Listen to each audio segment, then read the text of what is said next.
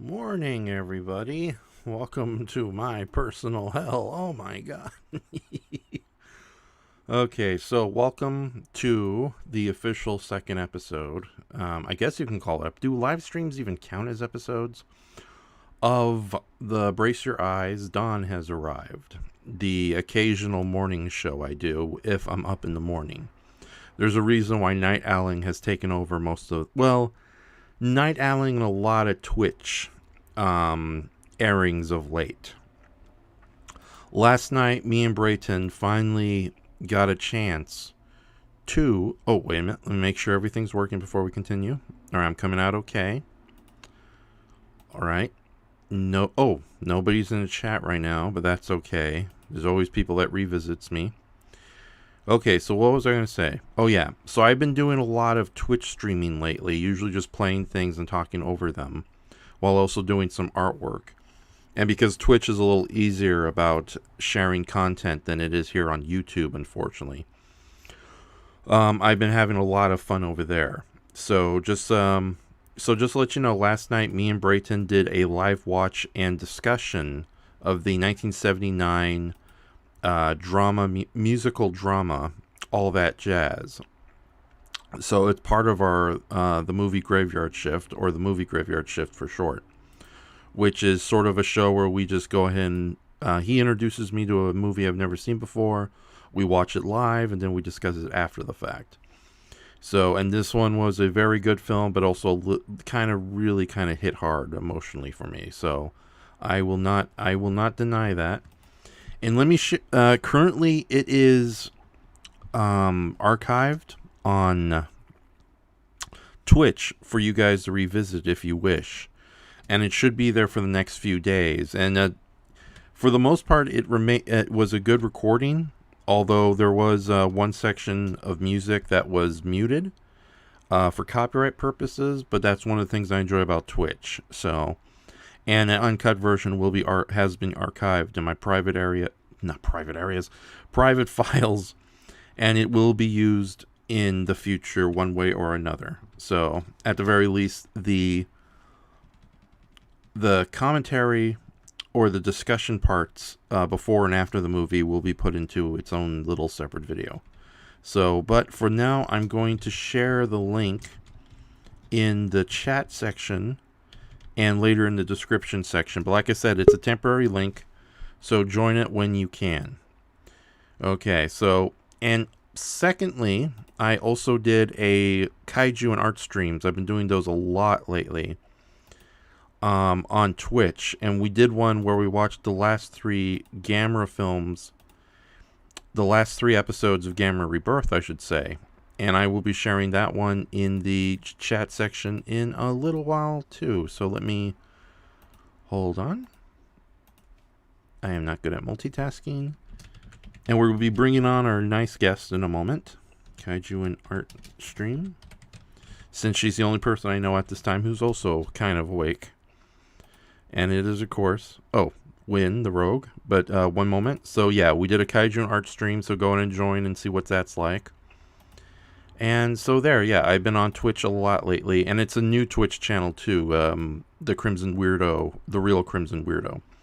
But anyways, let's go back to our main screen, and let's introduce our guest. Will you enter, please? Oh, gotta add you on. All right, there we go.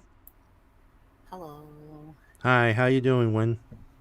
I'm doing all right. How are you doing, Ref?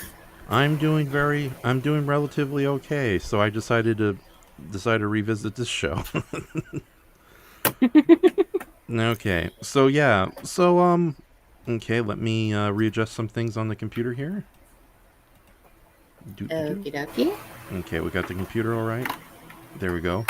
So I can see. So you audience cannot see it, but in the in the chat room that I'm talking with Wyn right Test now, 1, 2, 3. yeah, she has a little Pokemon figure coming out of a pumpkin. So I wonder what that means. Does that mean Arbor Day is returning? It is officially spooky season, Ref, and it's the actual spooky month starts in about a week. Oh yes, good old October is coming. So, any plans for Halloween or October in general, if you have any? I don't have anything planned for October at the moment, but I will say once the 9th of October hits, I'm going to be a ripe old lady of 38. Oh no, you'll be. Oh no, don't feel too. Yeah, don't feel too bad about it. It's like, what is it? The saying is 60 is the new 30. So and also I'm kind of right. I'm way older than you are. So look on the bright side. Let's cut to a clip, and it's the skeleton rising out of the acid bath from a house on Haunted Hill. Oh no, that's me. Oh dear. Yes.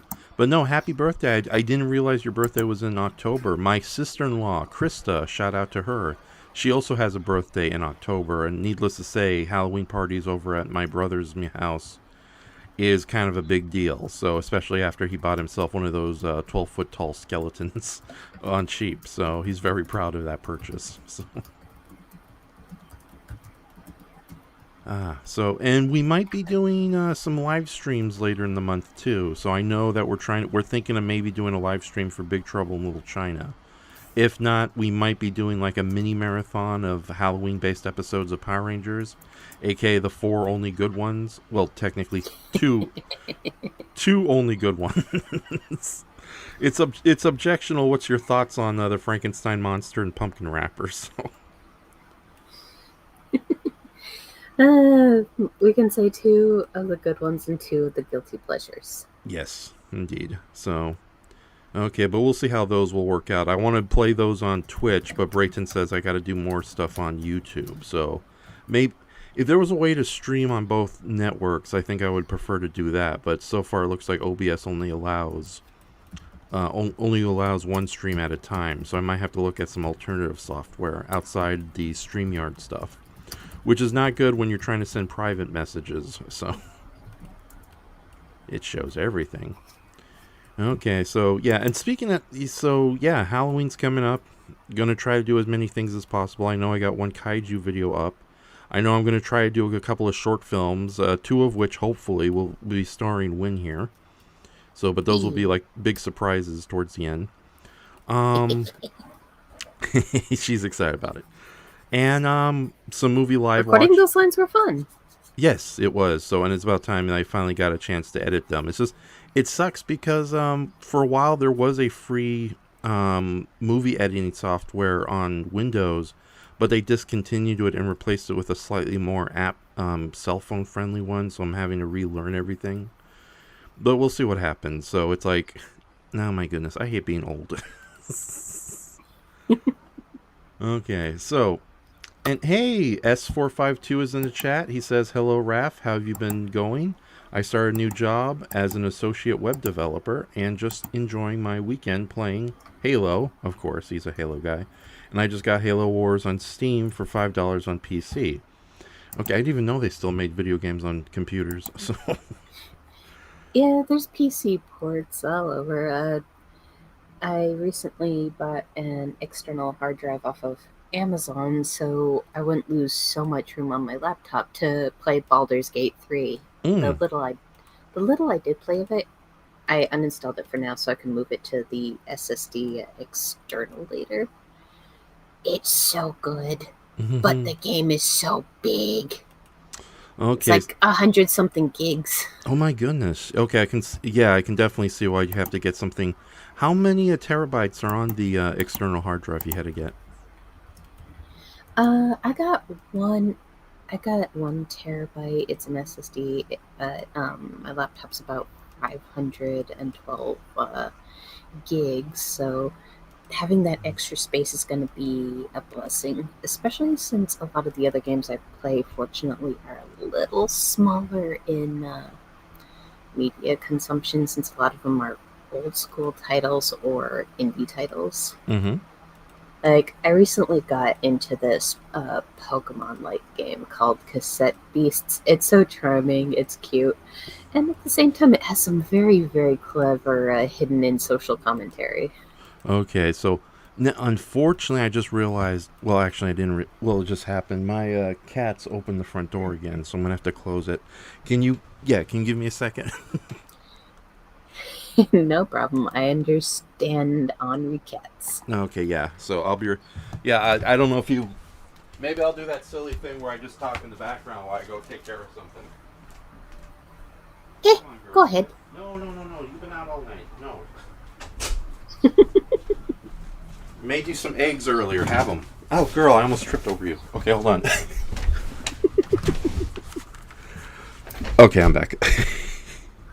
Welcome back, Ra. Yes, so yeah, Fluffy. She's number one cat. So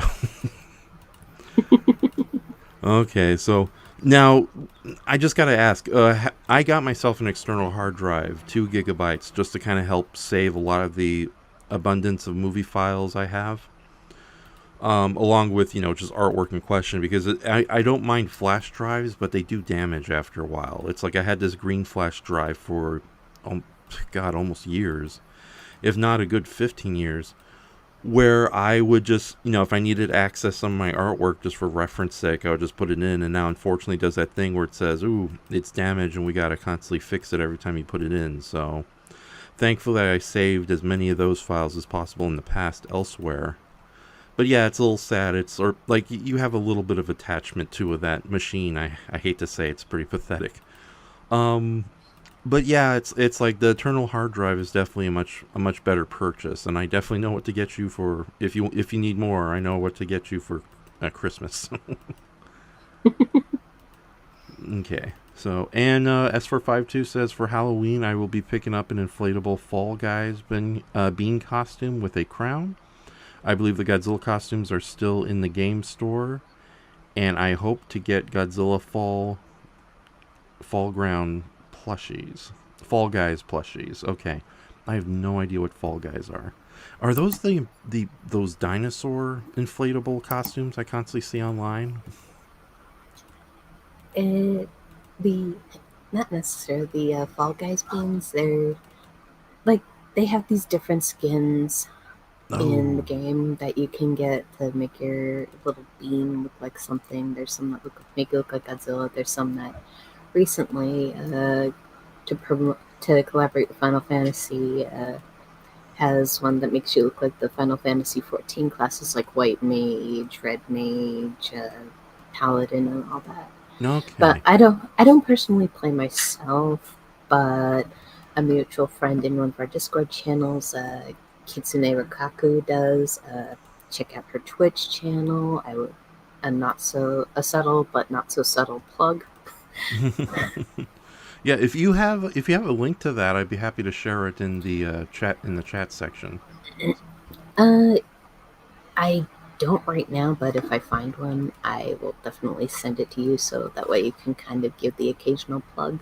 Okay. And she every now and then also plays with Oni Rikaku, her fiance, so another subtle, not so subtle plug.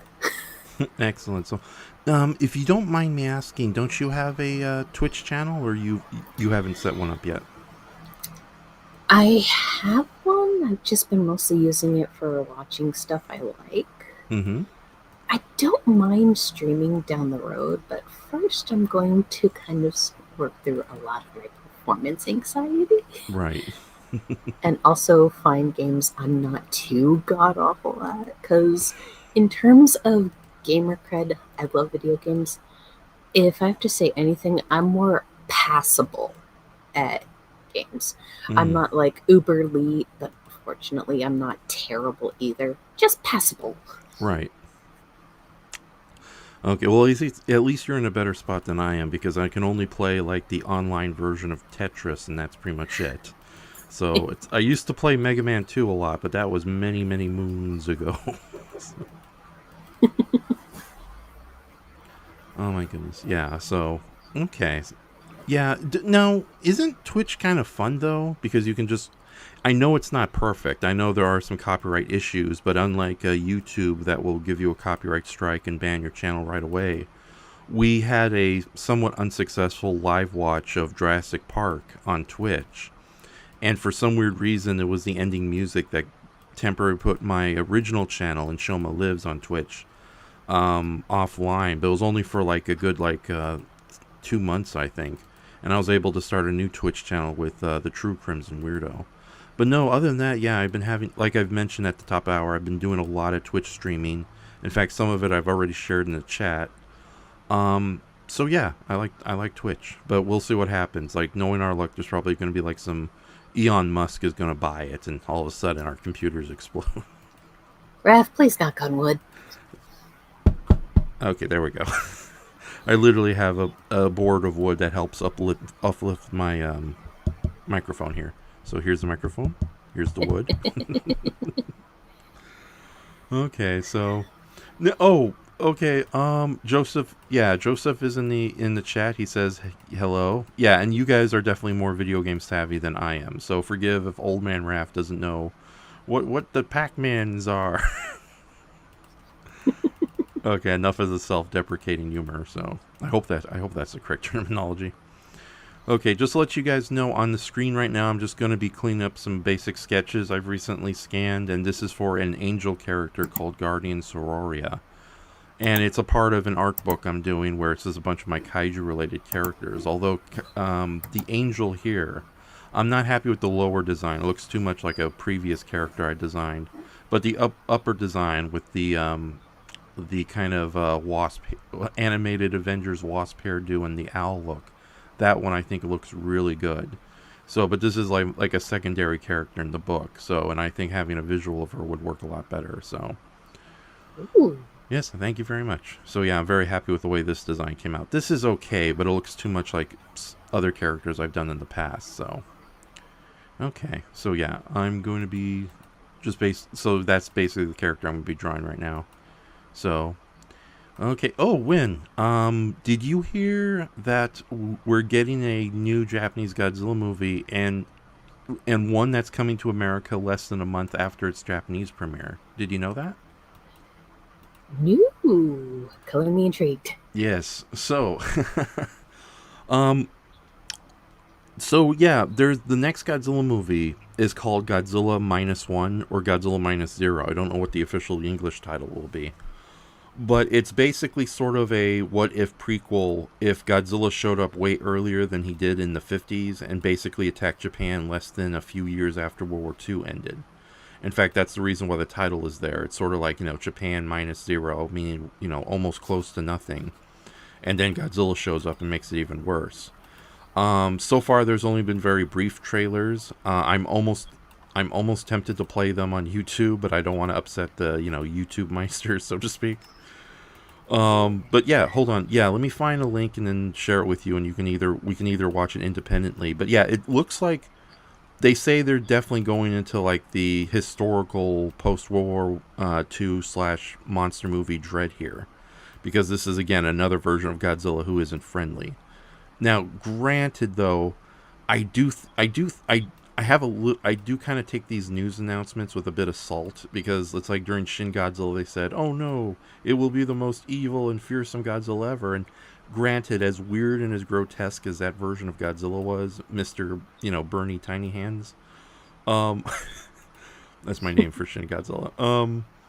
It's like, yeah, granted, this Godzilla looks pretty fearsome and nasty, but it's like, is it really going to be that terrifying, or is it just going to be?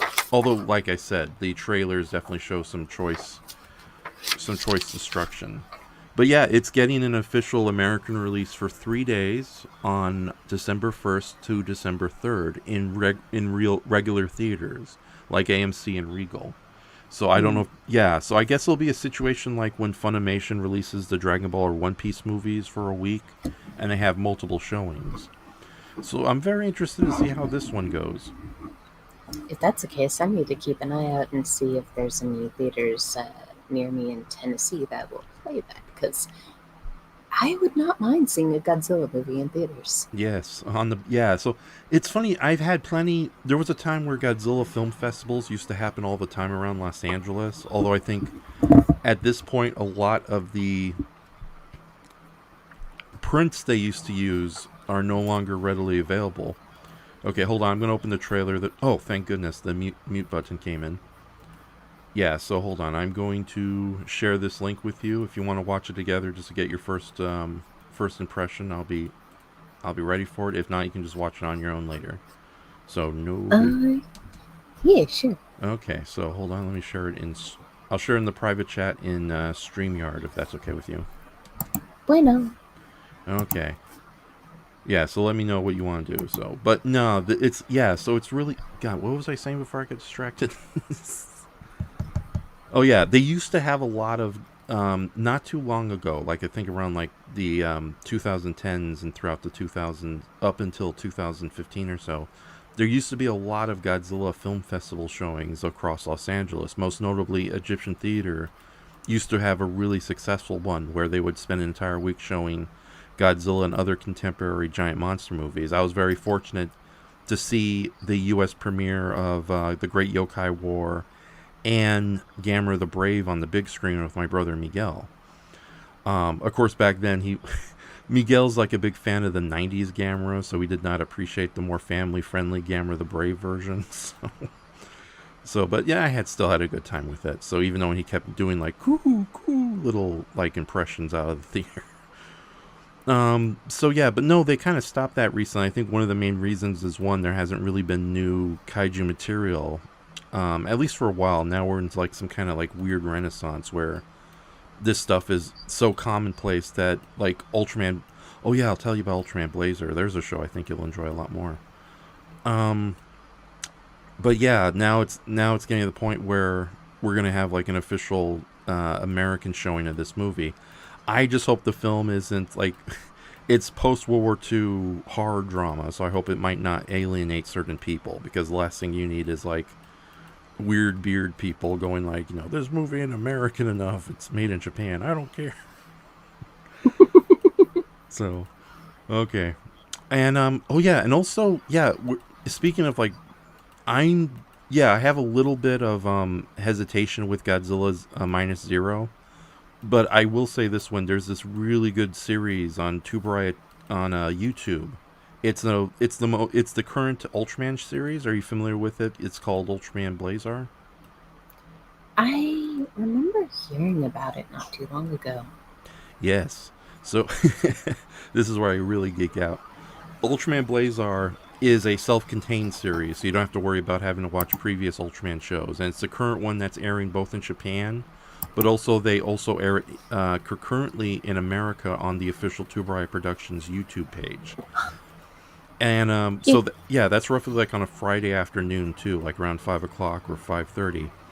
And the great thing about Ultraman Blazar is not only is it like a really good return to basics with Ultraman, because I like Ultraman a lot, but a lot of the recent series have been, if you're familiar with the expression, toyetic, to almost embarrassing degrees. And toyetic means we're here to sell toys. But this one is definitely return to basis. It, granted there are some toy elements. It's still a Japanese kid show. It's like we have a giant Mecha Godzilla style good guy robot who fights alongside Ultraman Blazar, called Earth Garon. But yeah, no other than, so it looks like a more colorful version of Kiru from the last couple of Mecha Godzilla movies. But yeah, it's a great series. I highly recommend it. It's a little more, I don't want to say it's too mature, because it's still family friendly, but it definitely is taking itself a lot more seriously. And also, it's been featuring a lot of new monsters, which is, I hate to say it, as much as I love Ultraman, those monster costumes aren't cheap. So it's been a while since we had a series where relatively new monsters keep showing up throughout almost every episode. Granted, there's been a couple of return monsters. Nothing wrong with that, but these are definitely monsters we haven't seen in a while. And oddly enough, if there's been so much fan art on Twitter and Instagram that you can kind of tell which of the new monsters really making impressions and which ones don't. So, but yeah, it's a really good series. Oh, and the Ultraman himself is really good because they really do go out of their way to make Blazar himself very wild, so to speak. It's like if there was an Ultraman who existed in the Attack on Titan universe, it'd probably be Blazar. And that has definitely kind of added some plot complications recently, because because remember when Eren first showed up in his Titan form in Attack on Titan, and he was just like swinging. Yeah, Ultraman Blazar gives that same kind of feeling. It's like this is an Ultraman who, despite being one of the good guys, is definitely kind of a scary wild card, and the guy who's currently sharing a body with Ultraman Blazar is kind of aware of that. But yeah, there's like a great scene in the first episode where Ultraman Blazar is fighting this giant crab monster who unfortunately has a unfortunate name, Bazanga. Yeah, so yeah, it's something everyone's been making fun of. It's like if it's not references to the Big Bang Theories, it's you know what. So, yeah. I love Japan, but I'm starting to think they're running out of monster names. So now they're just like doing very obvious names on English names. So it's like, oh no, it's the monster Footsie Duty. So, yeah, I don't know what that is. So, but yeah, no, the first episode, Ultraman Blazar gets so upset during the fight that he just hops up and down in the ground while screaming. So, and it's led to a lot of really funny meme art online. So it's like I'm even tempted to do one where Blazar is just like, foaming at the mouth, screaming, and Godzilla's like, somebody call security, please. Yeah. Oh, but here's the thing. Yeah, let me find the link to Ultraman Blazar for everyone. Yeah, because I really do like this series a lot. But the really cool thing about Ultraman Blazar is that Two Bright Productions has gone out of its way to give it an English dubbed version that airs weekly with the Japanese airings. I heard about that. Then again, to my understanding, Super I is normally pretty generous with their IPs.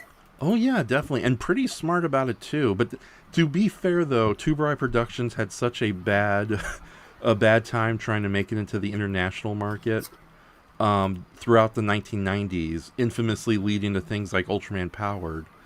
That which is a fully American-made Ultraman series that was so unsuccessful that nobody in America wanted to air it. Yeah, it's oh my god, there's this really good video that I think we can actually get away with showing tonight today. I keep forgetting today's the morning. That I think you would get a big kick out of. It's only like 12 minutes long and it really shows you kind of the shortcomings of this American production. But as far as Ultraman Blazar is concerned, yeah, they do a dubbing, and Two Bright Productions have been very smart about, sharing their stuff online. More so than Toei, who, it's infamously when they started their own little YouTube channel. They got a copyright strike from themselves because they've been that stingy. Meanwhile, it's like Two Bright Productions is like airing full episodes with English subtitles, and in some cases even new original English dubbing. And so far it's worked out incredibly well. But yeah, I'm very excited to share Ultraman Blazar with everybody. Those in the chat, if you haven't seen Ultraman Blazar, here is hold on, I'm going to write it down.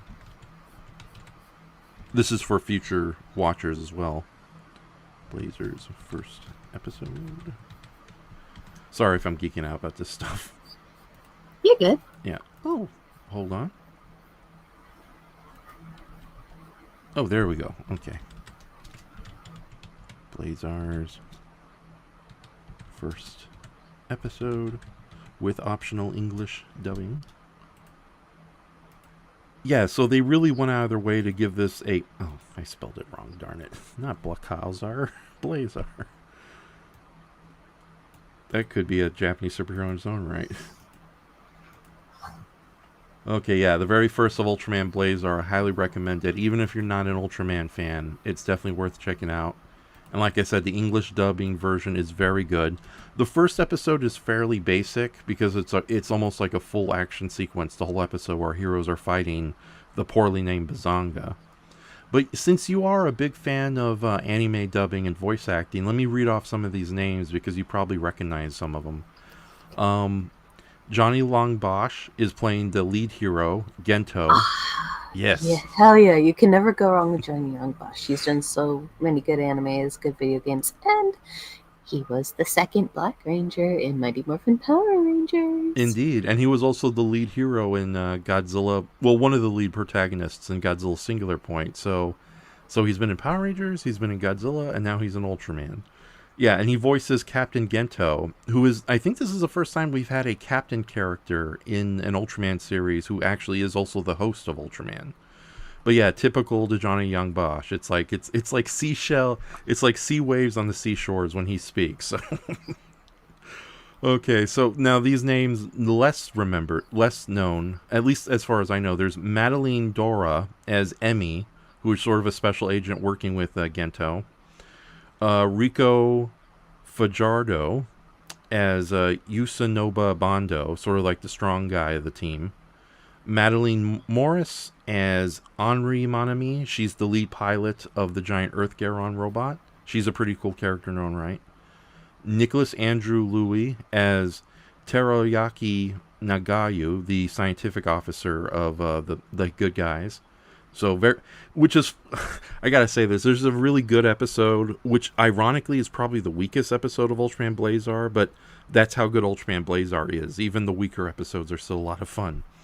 Where he's being tempted by a mantis-headed alien named Kanon to join their invasion of Earth, since the Kanons are aliens who have a respect for machines, and they kind of want him to join their side while they turn machines alive and send them on a rampage.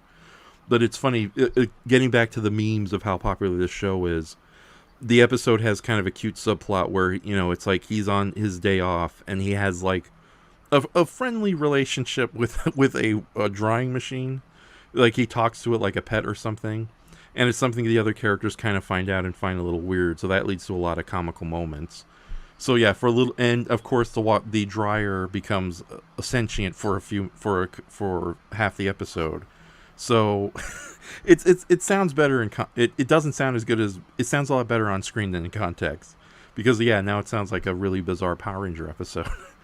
But yeah, it's like for a while the meme online was the greatest hero the Earth has ever known. It was this dryer.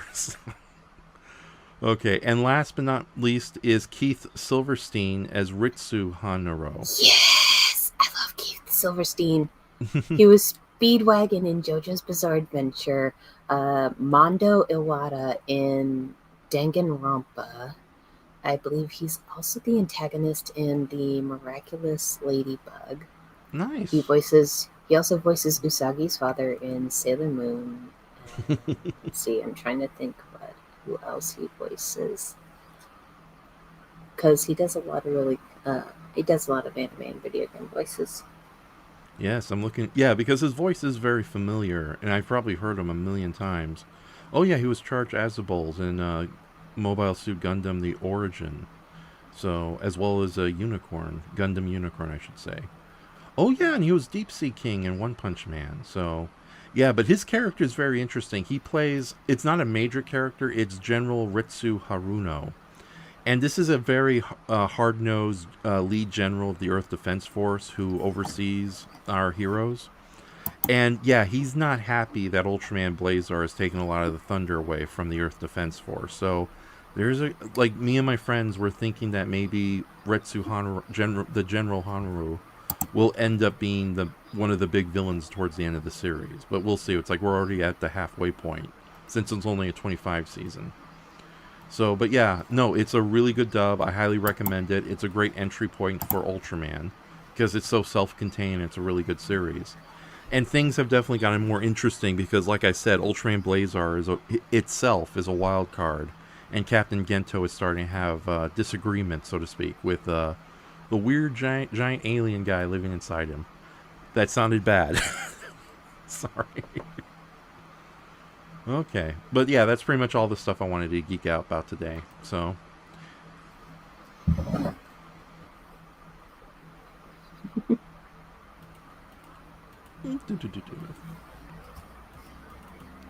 Now, isn't it one like?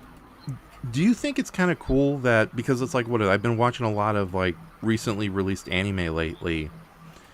Most notably, I'm going to be doing a Twitch stream for the 2012 science fiction race car movie, Red Line, later this week on my Twitch channel.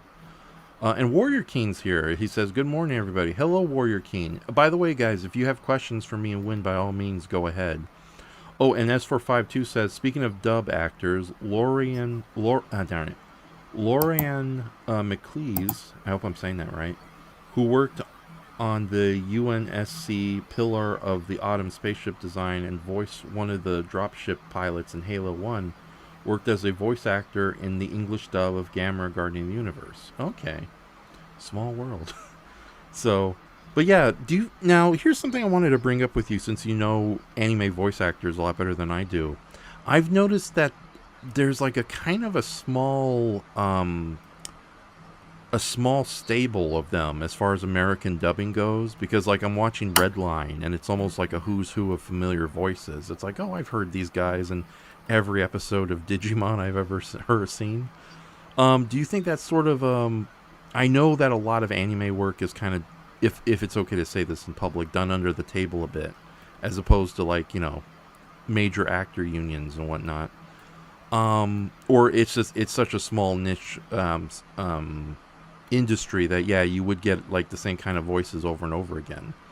But do you feel that's sort of a detriment, or do you think it's kind of fun to hear familiar voices and the actors behind them pop up quite often?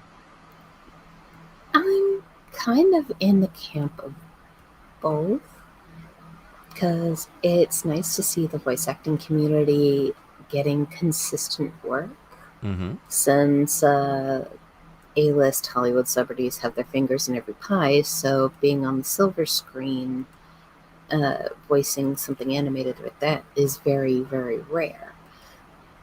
And at the same time, I hope that it's the point where new blood, any kind of new blood, even if it's someone unknown, can have their shot at being behind the mic and voicing something cool. Yes. So yeah, and do you think that with the kind of rise of online animations and radio plays, audio plays on YouTube and other American services, that it's kind of helping certain voice actors starting to get into the biz a lot easier, or at least create enough notoriety to let them into the business? Yeah, I've kind of noticed a lot of the voice actors from the 2010s. A lot of the newer blood were those who were Newgrounds and YouTube alumni. Hmm. Okay, yeah, because I bring that up because I've noticed I don't know if how familiar you are with this series, but I've become sort of a big fan of Hell of a Boss and the Hazbin Hotel. Yes. Yeah, so yeah, I'm a big fan of that show. I'm really excited that the second season has consistently shown new episodes all this time. With that said, I gotta say, like, look at this. That's not a bad song. I don't know why everyone hates it. It's a funny distraction song. So I'm even tempted to do my own cover of it. But do you really want to hear me sing? um, but with that says, yeah, it's like I've noticed like a lot of the people who are on that show, with some exception, because you have Richard Horowitz. I hope I'm saying his name right. Yes. As Moxie. Like he's really good in the role. It's like you forget how much of range he has, especially in more dramatic parts. And Moxie is such a sweetheart, even knowing he is an assassin demon from hell. So, Yeah. He yeah, loves his Millie. yes, indeed. And also, recently, they introduced Moxie's truly heinous mobster dad, and it's still Richard Horowitz doing the voice, but yeah, he does a surprisingly good job playing this very scary little mobster imp. So, uh, Yeah, his portrayal of Crimson, you kind of get to see, holy shit, this man, yes, because he has years of experience, has range. He can go from Alpha 5 to Zim to Moxie mm-hmm. to his father Crimson. It's really a treat. Yes. Now Who is Father Crimson? This is the first time I've heard the name. Oh, Crimson is, I believe, I think I could be butchering, I could be getting the name wrong and my characters mixed up, but I think Crimson is the name of Moxie's father. Oh, okay, yeah, all Yeah, right. because yeah, because I remember seeing that episode where he kind of was forcing Moxie into a marriage, Yeah, thinking it would give him some benefit, but only to realize, to quote Blitz, this guy isn't even rich. He played you all for fucking rubes. indeed. So, and it's like I know Chad was sort of a scumbag, but I thought it would have been fun to see more of Chad. So, rest in peace, Chad. Ah, and speaking of Blitz, Brandon Rogers knocks it out of the park. It's just mwah, chef's kiss. I know. I just recently discovered Brandon Rogers live action sketches, and it does have like this Yes. kind of wonderfully bizarre energy I deeply appreciate. And recently, he incorporated Blitz and Moxie into his live action sketches. Since he made a couple like Muppet style puppets, and it's basically a really hilarious 3 minute sketch where it's Blitzo versus his grandpa character. So the ultimate death match if I ever saw one. So, Oh yeah, his skits are very raunchy, very crass, but at the same time just so delightful to watch. oh yeah, definitely. So yeah, like I said, it has a very wonderful manic energy that I deeply appreciate in my own kind of bizarre comedies. So, and let me just say a quick hello to some of the people in the chat. Warrior King has shown up. He says, "Good morning, everyone." Hello, Warrior King. If you have questions for us, we'll be here for at least another hour. And then Gojishe showed up. He says, "Hi there, Raph. Sorry I missed your last few streams. I had an unexpected busy weekend. More than okay. That's a great. If you look earlier into the chat section after this episode's over, I shared my last two recent Twitches. Darn it, last two recent Twitch streams. So yeah, I'm not that kind of channel. I don't dance that well. The movie Graveyard Shift where we watched all that jazz. The link is above. If not, I'll reshare it in the description after we're done with today's episode. And also the Kaijun art stream where I watched the remaining 3 episodes of Gamma Rebirth. And James, aka Earth Baragon, my very good friend, he says no sing. Oh yeah, he doesn't want me to sing. But he are in the chat, and also Earth Baragon know that throughout October, a lot of the videos that we did in a kaiju related chat session, will be posted officially. So yeah, there's a lot of stuff coming throughout October. So, and oh yeah, and S45 says Richard Horvitz is really good as Raz in the Psychonauts 1 and 2. Is that the lead character? Yeah, Rasputin's the protagonist in Psychonauts 1 and 2. Okay, yeah, the little Rocketeer kid with the yellowish skin. So, he has the. Darn it! Did that make any sense, or was that just weird? Okay. Oh, this will be used against me in the future. So yeah, but now have you seen all the episodes? I gather you've seen all the episodes of Hell of the Boss up to now, right? I still need to catch up on a couple, Mm-hmm. but the ones I did watch, I heavily enjoyed.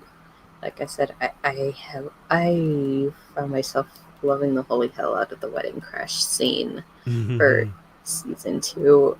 Oh my god, I can't believe that.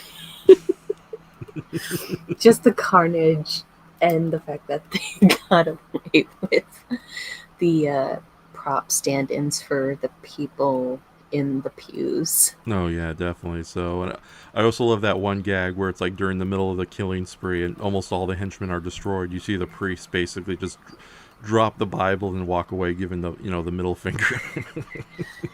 Yeah, and just Millie shoulder caddying Moxie and going, "This ass is mine," and just makes her get away with Blitz. Yes.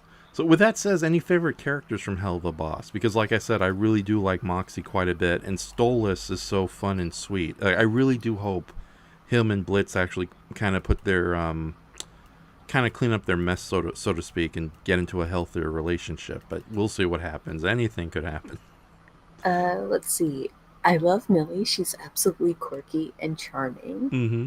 Um, I give my full support to Luna. Right. She's kind of a mood,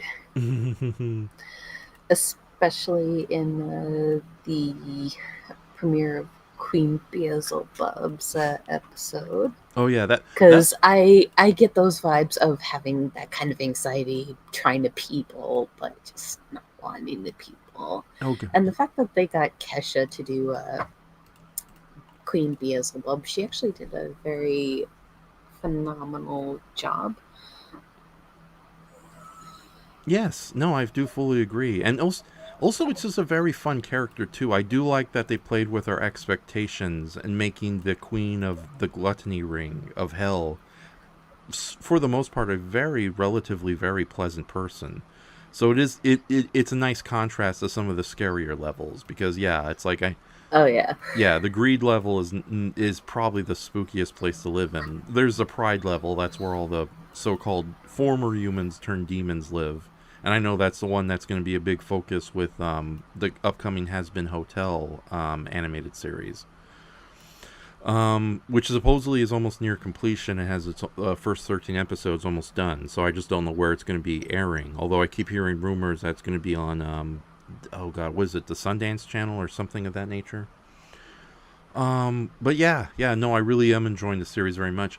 Although an argument that's been brought up recently is that do you think the series is at its worst when it spends time on Earth, with especially considering that there's almost no sympathetic humans at all in this series? Not really. If written right, it works really well, and it's kind of does show the ugly side of human nature, which it's not wrong, and it is more or less a satirical cartoon. Okay, all right then. Yeah, because yeah, no, it's just as bad as hell can be portrayed in these Visipop series. It is funny whenever they go to Earth. It's like, oh my god, the South Park world is better than this place.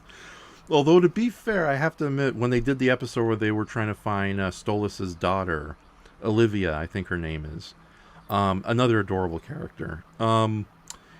It's like they almost got California perfect, especially downtown Hollywood.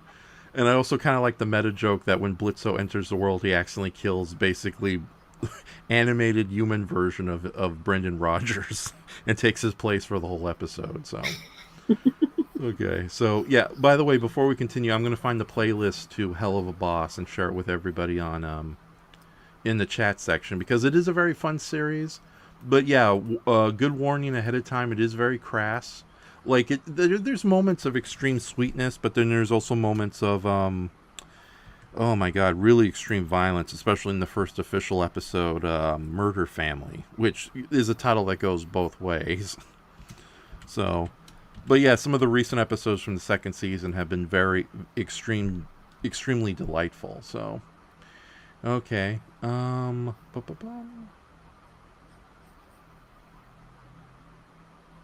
I don't think I've heard of this show we're talking about, Goji Shay. Oh yeah, well yeah, I definitely recommend Hell of the Boss, but at the same time, I think just to kind of ease you into the weird universe of this whole Visipop thing, I think I should also share the pilot for Hazbin Hotel, which is slightly more pleasant and sensitive, so to speak.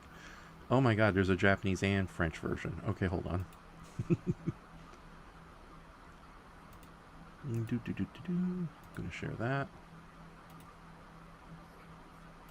Yes. And in the okay, hold on.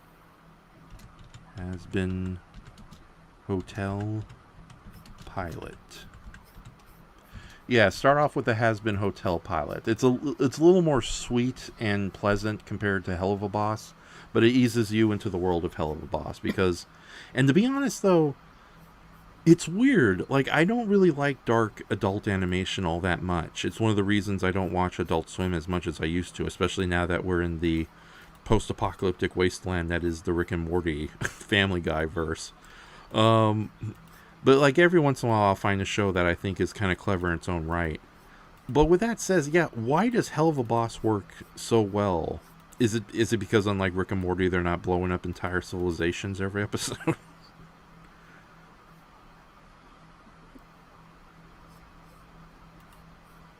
probably. And at the same time, it's not over the top in its mean spirited levels. Because, Mm. yeah, Blitz is kind of an asshole, but they balance him out so well in some moments. I, and I still need to catch up with the episode where we get to see Fizzaroli again. But one thing I do remember is he looked genuinely hurt that his reunion with Barbie didn't go so well. Oh yeah. So yeah, and she seems like, I know we've had a lot of really like fearsome characters on the show, but yeah, Barbie really seems much more hateful than the rest. Okay, so Yeah, it plus that on top of the episodes we see him interact with Stolas. We kind of see that, yeah, while the show may have the occasional mean spirited element, it also has layers because we get to see Blitzo kind of being a very three-dimensional character. yeah, it's amazing. Yeah, again, like getting back to Brendan Rodgers, yeah, he does these very crass and insane sketches, but it does have a level of cleverness and at times even like humanity into it that I think shows like Rick and Morty kind of lacks most of the time, unfortunately. Or even worse, there's like tons of Adult Swim shows that even go harder and being bizarre and alienating. Sometimes for the better, like the Three Busy Deborahs. That was a great show that got canceled before its time. Or for the worse, it's like, does anybody remember 12-Inch Mouse or whatever the hell that show was called? Um, I steer cleared from that. yes, I'm sorry, it looked like hot garbage. it did. It did. 12-Ounce Mouse. Okay, that's, I got the title wrong. So, and Goji Shea says, I've seen Space Dandy, so he can handle weird. Okay, yeah, but there's also, I think crassness is like the big deal with The Hell of a Boss and Hazbin Hotel. But yeah, I think that's one of it's like the moments of kindness and sweetness mixed with all the carnage, mayhem, and sex jokes. I think really kind of balances out things. Although, with that says, I hope the series doesn't go too overboard in darkness, and it does kind of focus things a little better. And I think you will really enjoy the next episode because it's definitely more positive than negative, in my opinion. So, do do do do do. So, hold on, I'm gonna almost finish clean up this sketch. So yeah, I just gotta finish this one up. And Warrior King asks, speaking of Hazbin Hotel, any word on episode 2? It's been a long time since I heard anything about it. Oh yeah, Hazbin Hotel had a successful deal with A24 Entertainment. You know, those guys who always make those weird art house horror films, like a man and a woman adopting an innocent humanoid goat monster. Or the episode where a bunch of dancers get locked up in a studio and they're high on crack. A24, ladies and gentlemen. So, where the baby go? Ask the devil goat. So, okay, enough of the A24 jokes. Um, yeah, so apparently they teamed up with A24 to make a full-blown series. It's almost near completion. It's supposedly supposed to be airing sometime before the year's up, if not early next year. But yeah, the Hazbin Hotel cartoon series is coming. I don't know if it's going to air on cable or through a streaming service, but there's a lot of different streaming services it could easily go to. Hopefully, though, one of the big ones, like Netflix, or I would highly doubt we would see Hell of a Boss on Hulu. But who knows? We'll see. Oh my goodness. So, and yeah, I think Hell of a Boss handles itself a lot better in the tonal shifts. And say, like, I'm a big fan of the Harley Quinn series. But even I gotta admit that one kind of is a little more scatterbrained when it goes between violence and kindness, so to speak. So, all right. Oh yeah, and then the Warrior King follows up saying Cartoon Network has fallen on hard times, alas. Yeah, but I think that's more of a Warner Brothers issue than it is a Cartoon Network issue. Although the idea that they closed up the original Cartoon Network studios is really, really kind of like, I know animation is not considered a big thing in American culture for multiple reasons, even knowing that the pandemic recently kind of made animation a much more valuable option. But at the same time, yeah, it's pretty sad that the original Cartoon Network Studios is no longer with us, and they're being moved into the big studio where David Zaslav can be like, I can tax write off this, and I can tax write off this. I can ban all these things and get some money for my new pool. That's my bad impression of David Zaslav. So, And Warrior King, you'll be happy to hear that. He says, "What are you drawing, Raph? I was a bit late to the stream. The character looks cool, though." This is a character you asked about. This is a Guardian Sororia, the angel friend of the giant sea monster Garaga. And these are just design sketches. I don't know if I want to share them online or not. But since Garaga, the sea monster, is going to be a part of... actually, let me do a share screen so you have some context on what the heck I'm doing. Oh, I have the live stream from YouTube open in another window, looking at it as you speak. Okay, then no problem there. No share screen. Okay. But let me bring up a picture of Garaga. This is the show and tell part where Enshohma talks about his wacky characters inside his brain. I like monsters. La la la. Gamera's back. I like turtles. So currently I'm doing a kaiju art book where it's a bunch of full body or very good portraits of various original monsters I've created. Although to be fair, I'm going to sneak in some public domain mythological monsters in there too, because if Moby Dick is in the public domain, I want that white whale fighting my monsters. Because Moby Dick is best whale. So, oh, you okay? Sticky. Cat? Oh, yeah. One of the cats knocked something over. Oh, that's okay. Like my other cat, Radar, who is currently sleeping on the bed, he sometimes likes to jump right on top of my keyboard while I'm doing artwork, and all hell breaks loose. Yes, so be not afraid, listeners. If you hear the occasional random noise in the background, it's normally cat shenanigans and life going on. Indeed. It's like, Fluffy, she knows how to behave herself. She's sleeping underneath my chair right now. Hey, Fluffy. Oh, Fluffy. Yes, she's become a foot warmer, especially now that winter time is arriving, so I no longer have to have the fans on all the time. Oh my goodness. But, I'm doing an art book where it's going to be not just illustrations and pictures, but I'm also going to be putting in character information and making the book kind of like, oh, this is a guidebook to all the wacky monsters that live in this world of mine. So this is Old Garaga, or Garag for short. He is a extremely ancient sea monster. We're talking so ancient, in fact, that he has he's literally a hybrid between a chimera, you will, of multiple different animal life forms that he's evolved over the years. Oh, hold on. Looks like there's something happened to the stream. Okay, the stream's going well. I don't know why it's so slow on the other end. Okay, but yeah, Garaga is a character that's been around for a while, and it's a simple design. It's just a big fish sea monster with a lot of seaweed, but people really seem to love this character a lot. And I mentioned that he's horrifically grouchy and antisocial. He makes Luna the Hellhound look pleasant by comparison. So, by the way, just to quickly mention, you bring up a really good point.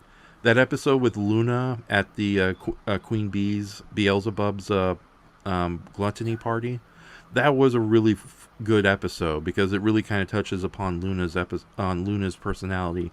And yeah, you and I are not exactly most social people, so yeah, I know exactly how it's like to be in that kind of situation. But it's also Yeah, I try to go to big events, but at the same time, then I look around me and I realize people. Especially when you're unfamiliar surroundings and more so unfamiliar faces. Yeah, it's like I love going out every now and then, and it'll suddenly wear off. I'll look around, see a whole bunch of people, and I kind of part of me wants to go, can I go home now? But at the same time, I know I've come here with purpose. Oh, okay. Wyn had to go for a moment, probably to help the family with groceries. Oh, no, I'm here. I was just trying to mute some of the life noises that I have warned the listeners of. Okay. Because life goes on. Okay, then. All right. I thought the cat kind of screwed things up again. So. No, and Stinky only knocked over a book. Okay. Thank goodness. All right. So yeah, but no. Getting back to Garaga, he's horrifically antisocial. Like again, he makes Luna look like a cuddly sweetheart. That's another thing about Luna that's so hilarious. She's like one of the most murderous, nightmarish characters in the whole series, and yet you just want to give her a huge hug. Like Blitz. She's been through a lot. Yes.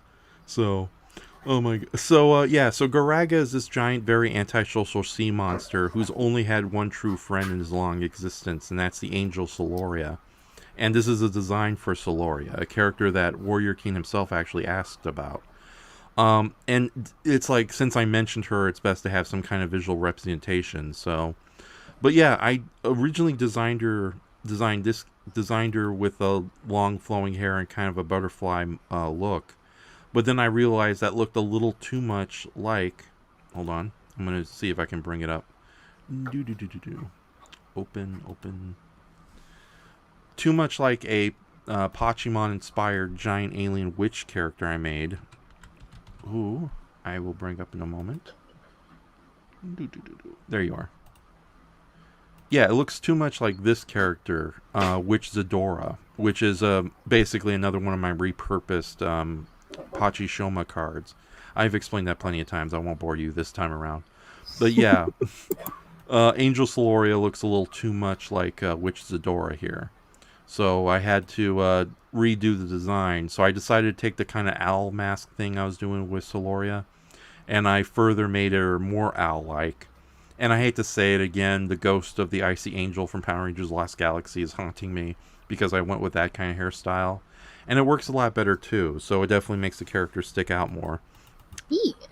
Yes, I just have to figure out what angels exactly are in the Enshohma canon, so to speak. But I do know that they're more cosmic entities than... Okay. All right, in the meantime...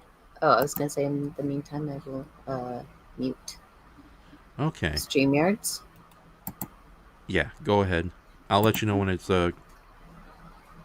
Okay, we're reconnected again. Okay, cool. Okay, then. All right. Okay, yeah, so that's what the character, which is Soloria, the Guardian Soloria here is. So, all right, and let me check out some of the comments.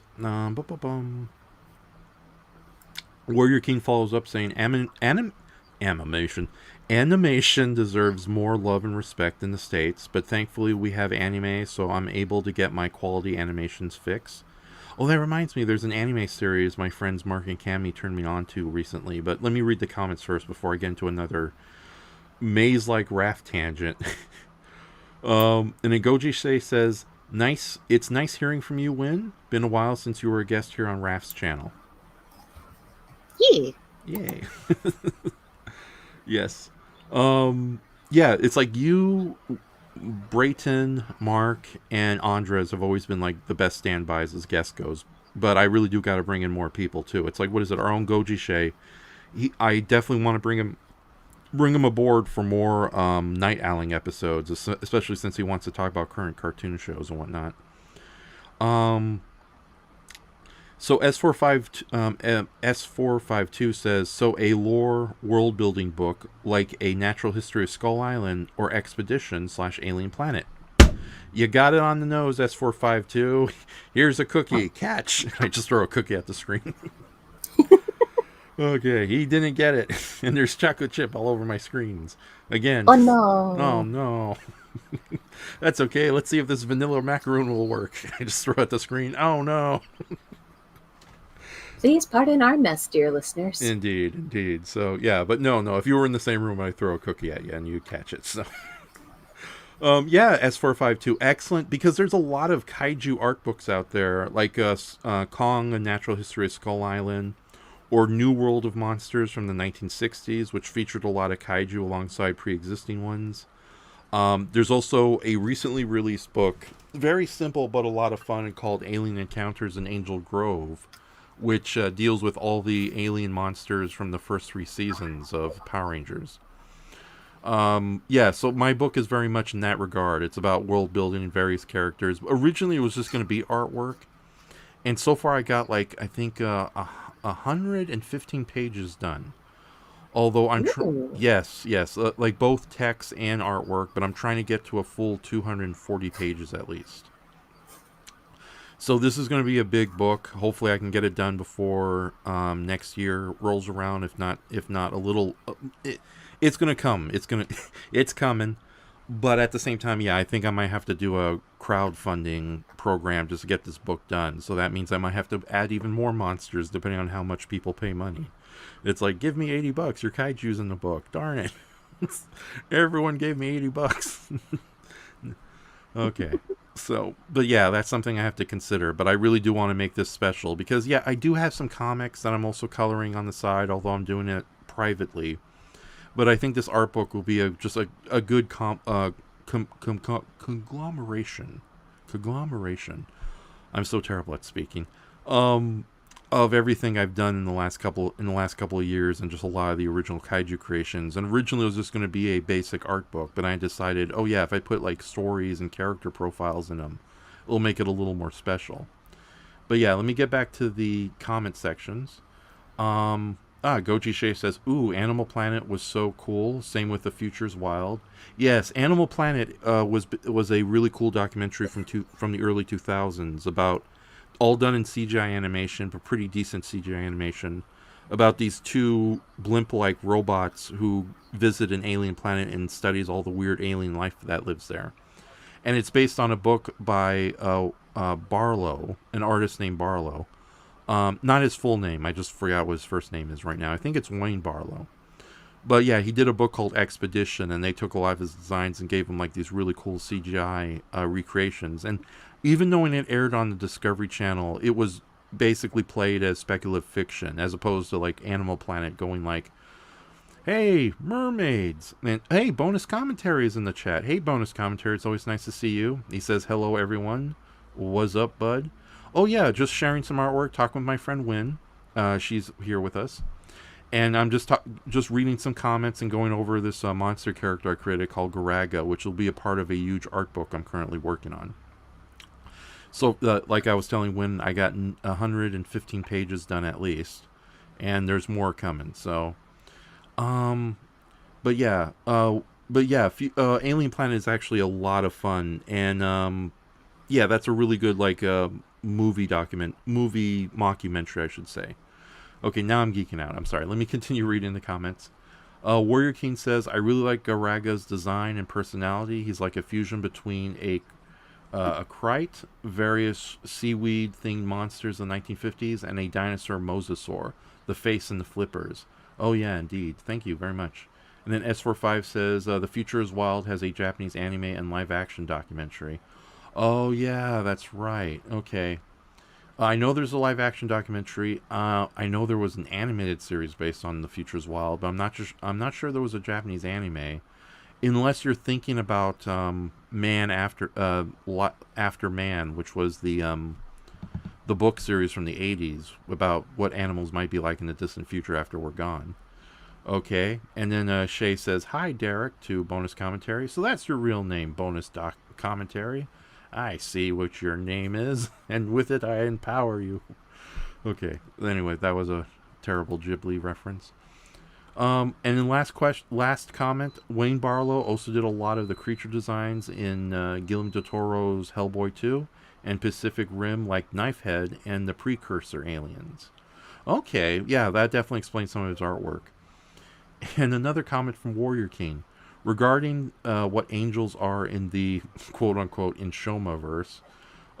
Cosmic entities who serve the greater good seems like a safe bet given the name like Guardian Sororia. Be nice, but not all primordial otherworldly beings often are. Okay. Yeah.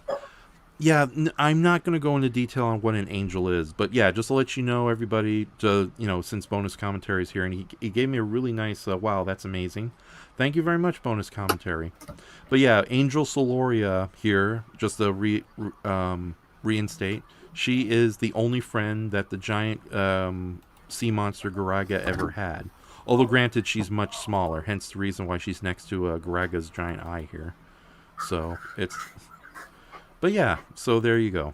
So yeah, let me save this picture very quickly. And how are we doing? How long have we been on? Oh, an hour and 10 minutes. Okay. So, what's your thoughts, Wyn, if you're able to share them, about how you meet Miyazaki's... Please hold. Okay. That's okay. I can continue the chat. Okay, but yeah, bonus commentary. Thank you very much for the very wonderful comments, and thank you everybody. It's very good to see you guys. Are you guys more available in the daytime than you are at night? Because I know I sometimes do live streams at like the most ungodly hours imaginable. So hence the reason night owling has kind of taken over the majority of my YouTube streams. So I'm drinking some iced tea right now. Iced tea is great. Iced tea, it's what for dinner or breakfast. Okay, so let me save this picture here. So yeah, I'm going to be distracted for a little bit.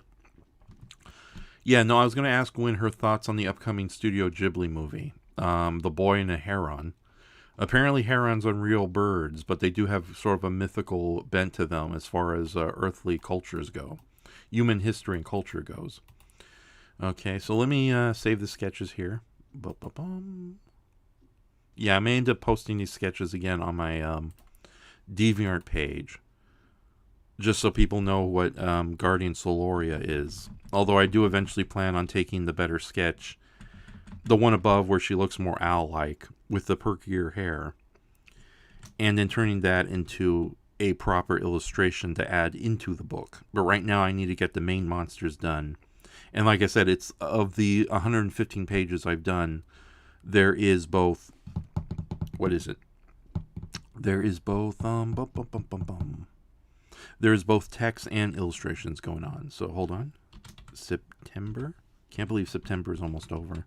It's been a good September for me, especially since I got a job recently. So a very good job, I have to say, but I'm not going to go in detail about it, for I murder people. Okay, so the first sketch with Guardian Sororia is done. Yes, very happy with the way this one comes out. And let me make an alternative version while I'm here. Oh yeah, so a lot of these illustrations I have posted on my DeviantArt site, but it's mostly there as a backup. And when the time comes to publish the book proper, I'm going to have to dumb down a lot of the descriptions that I have up there. But to give you an idea what the book will be like a little bit, I did create this gallery on my DeviantArt page, sub-gallery called The Big Giant Book of Big Giant Monsters. That's the working title. The Big Giant Book of Big Giant Monsters is a work-in-progress art and storybook featuring many of my original kaiju creations, text-based bios, and additional characters from mythology and classical literature to add to the more variety to the overall project. Like I said, when a character like Moby Dick is in the public domain, I want Moby Dick in my fighting my characters because Moby Dick is awesome. The whale and the book. I'm looking at 144 pages at least and 235 pages at most. 140 pages. But yeah, this gallery gives you a good idea of the work I'm currently doing. Okay. Hold on. Big book. And when it comes time to actually upload the book, this gallery might be altered a bit to kind of keep things lower. So, but yeah, let's see what we have to say.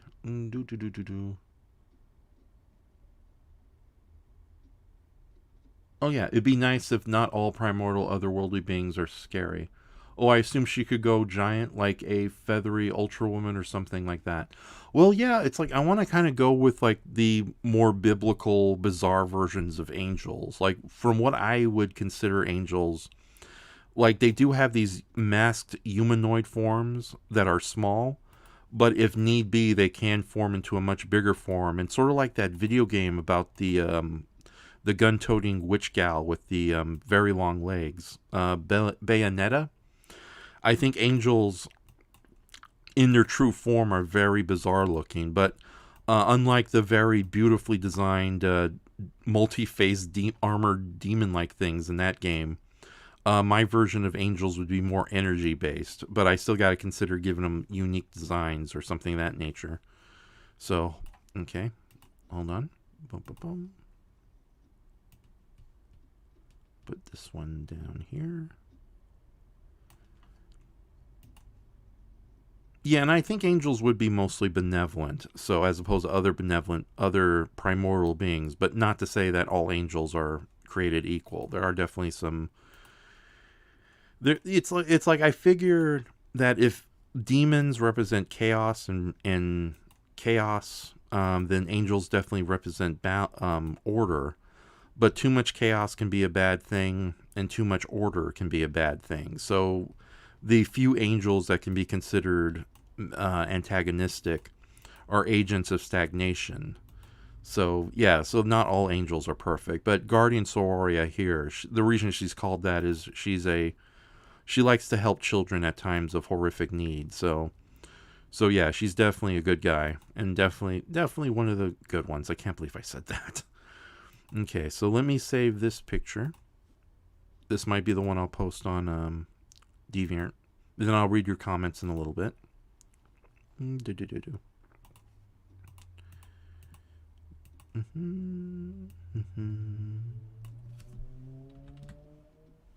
One for two.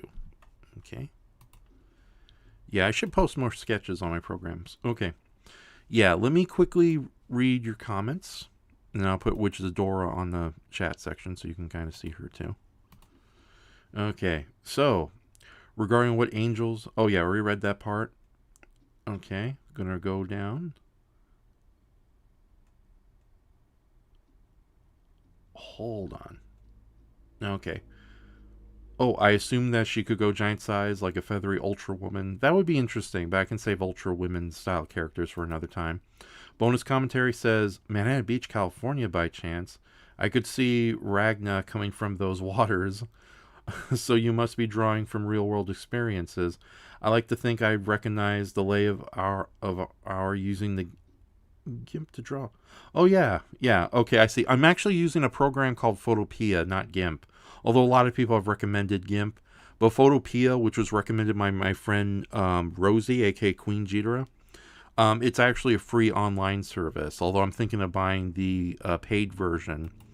But yeah, it's deeply appreciated. In fact, yeah, let me share Photopea because it's very. If you guys have images you want to start working around with, this is a great service. So, okay, Photopea. But yeah, people have recommended GIMP to me. So GIMP is another more affordable alternative to Photoshop. And it's a shame too because Photoshop used to be really, really good. So until it got so ridiculously expensive. Warrior King says, I only managed to get here because I signed up for notifications and it's Sunday morning and the family hasn't come over yet. Okay. And then Warrior King says, anywho, what I was trying to say earlier was, it would be nice if not all primordial otherworldly beings didn't want to eat or unmake the universe like Galactus, Unicron, Cthulhu, etc.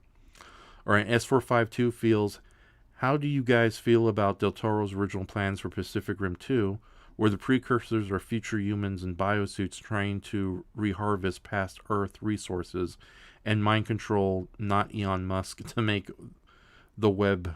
So I think that would have been a little too, considering that Pacific Rim is meant more as a more hopeful movie about humanity coming together. The fact that the precursors were originally just humans from the distant future, and the kaiju are just basically really funky bioweapons born from whatever future things were available. It's a very cool and interesting concept, but it also kind of puts a big damper on the kind of positive humanity at its best message the first film gave, which is something we kind of saw undermined even further in Pacific Rim: The Black. How grim and at times mean-spirited that series could get. And the sequel is just poorly done, period. So, okay, I'm going to take a drink. Hold on. Okay. All right, Bayonetta. Yes, that was definitely the video game I was thinking of, because yeah, that game has, I'm not a video game guy, but I've seen enough screen images and footage from Bayonetta just because the character designs and the action is just so hilariously wonderful. It's like the angels are incredibly imaginative. I can see why Bayonetta is an instant fave, because she's a very fun and silly character. Easy on the eyes too, but that's every video game character. But yeah, I think the idea of future humans being the true origins behind the kaiju in Pacific Rim would have kind of undermined a lot of things. So that, or maybe it'll have like a weird reverse effect, like something out of Back to the Future where, oh yeah, Wyn. Yes, that's okay, Wyn. Take your time, and if you have to leave early, that's more than okay. So, okay.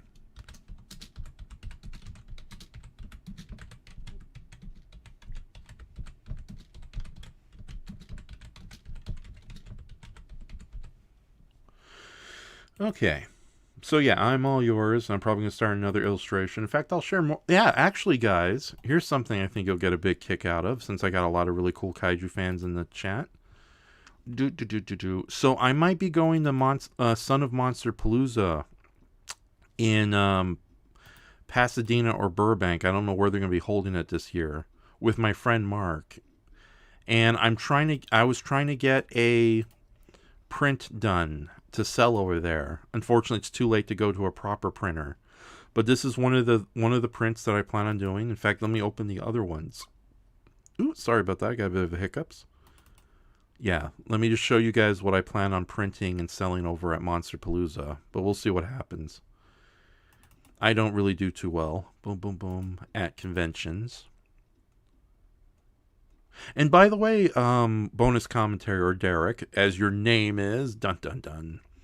Yeah, it's funny you should mention Manhattan Beach, because I do live in Manhattan Beach, California. I won't tell you my exact location because I have many enemies. So, but yeah, it's funny you should mention that, because recently, I know it's a bit of a cheat to be doing this. Oh, hold on. All right, I think it's safe to speak for now. Okay then, yeah.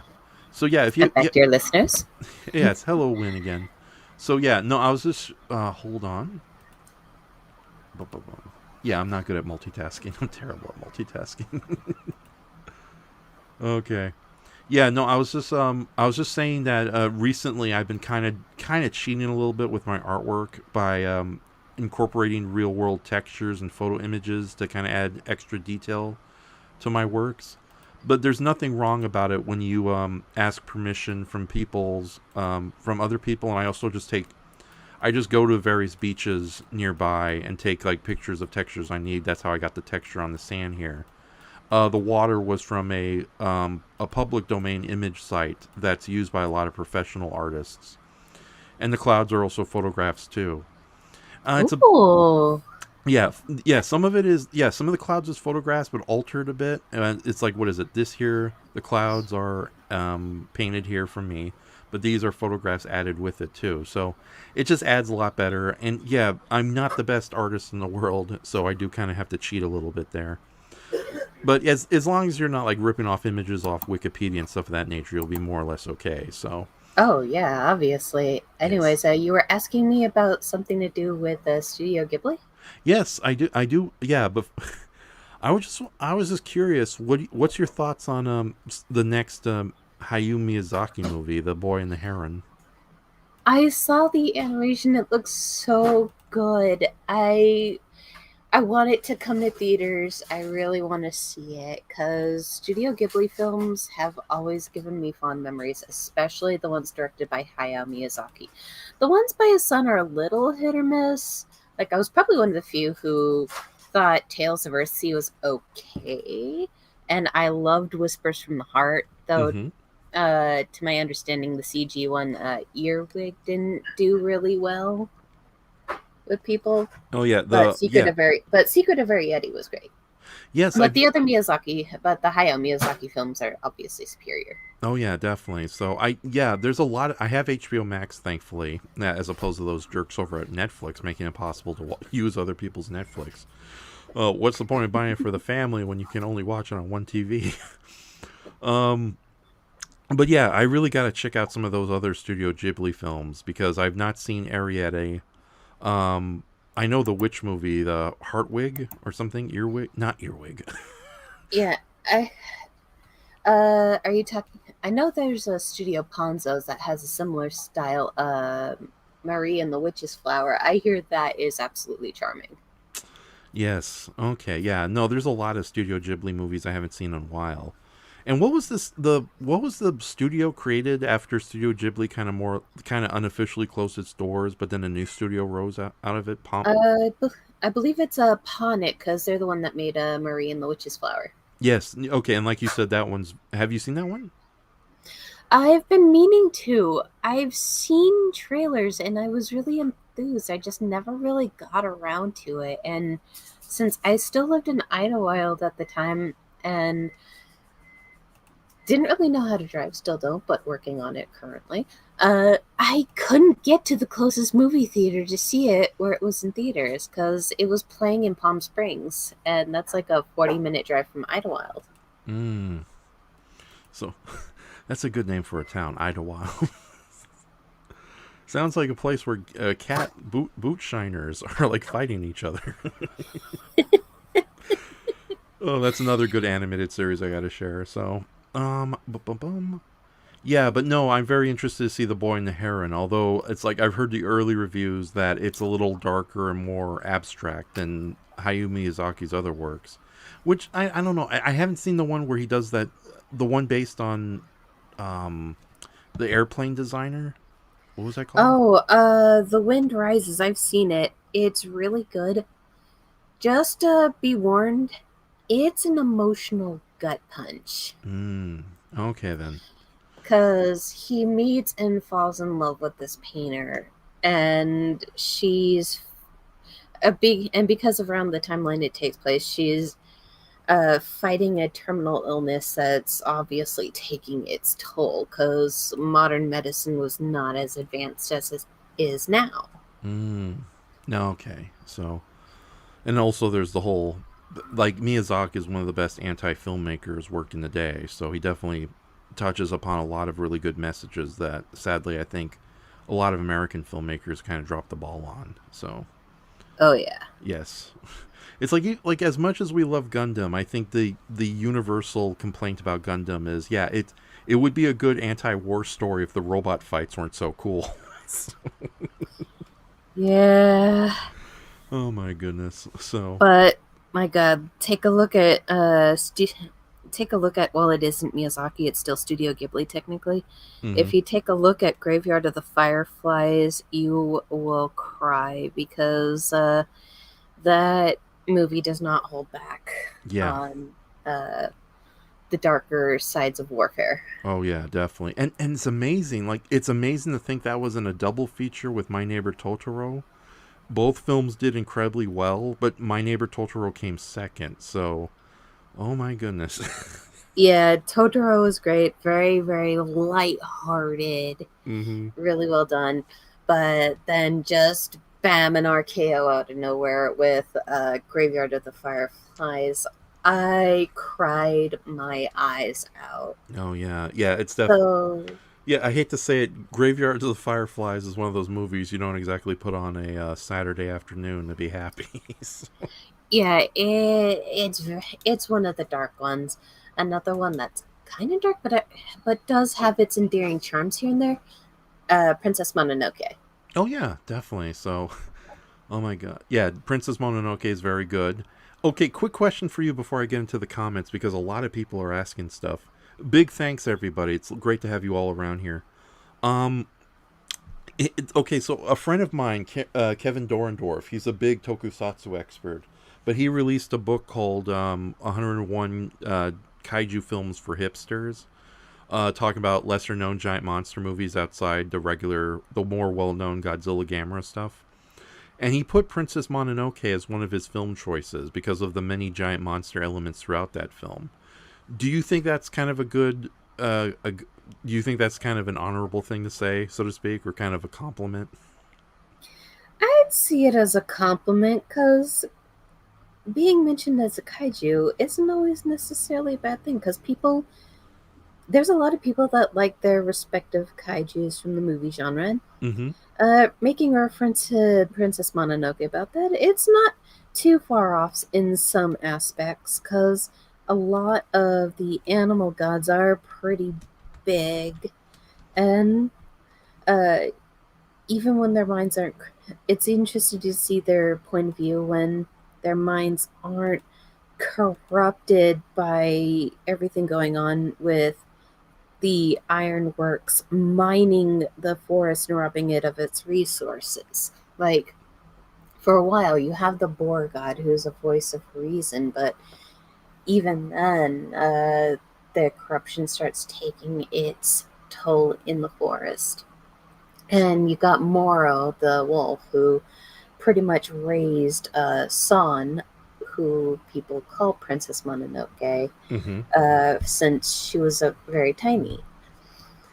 And just seeing everything from Prince Ashitaka's eyes was pretty freaking good.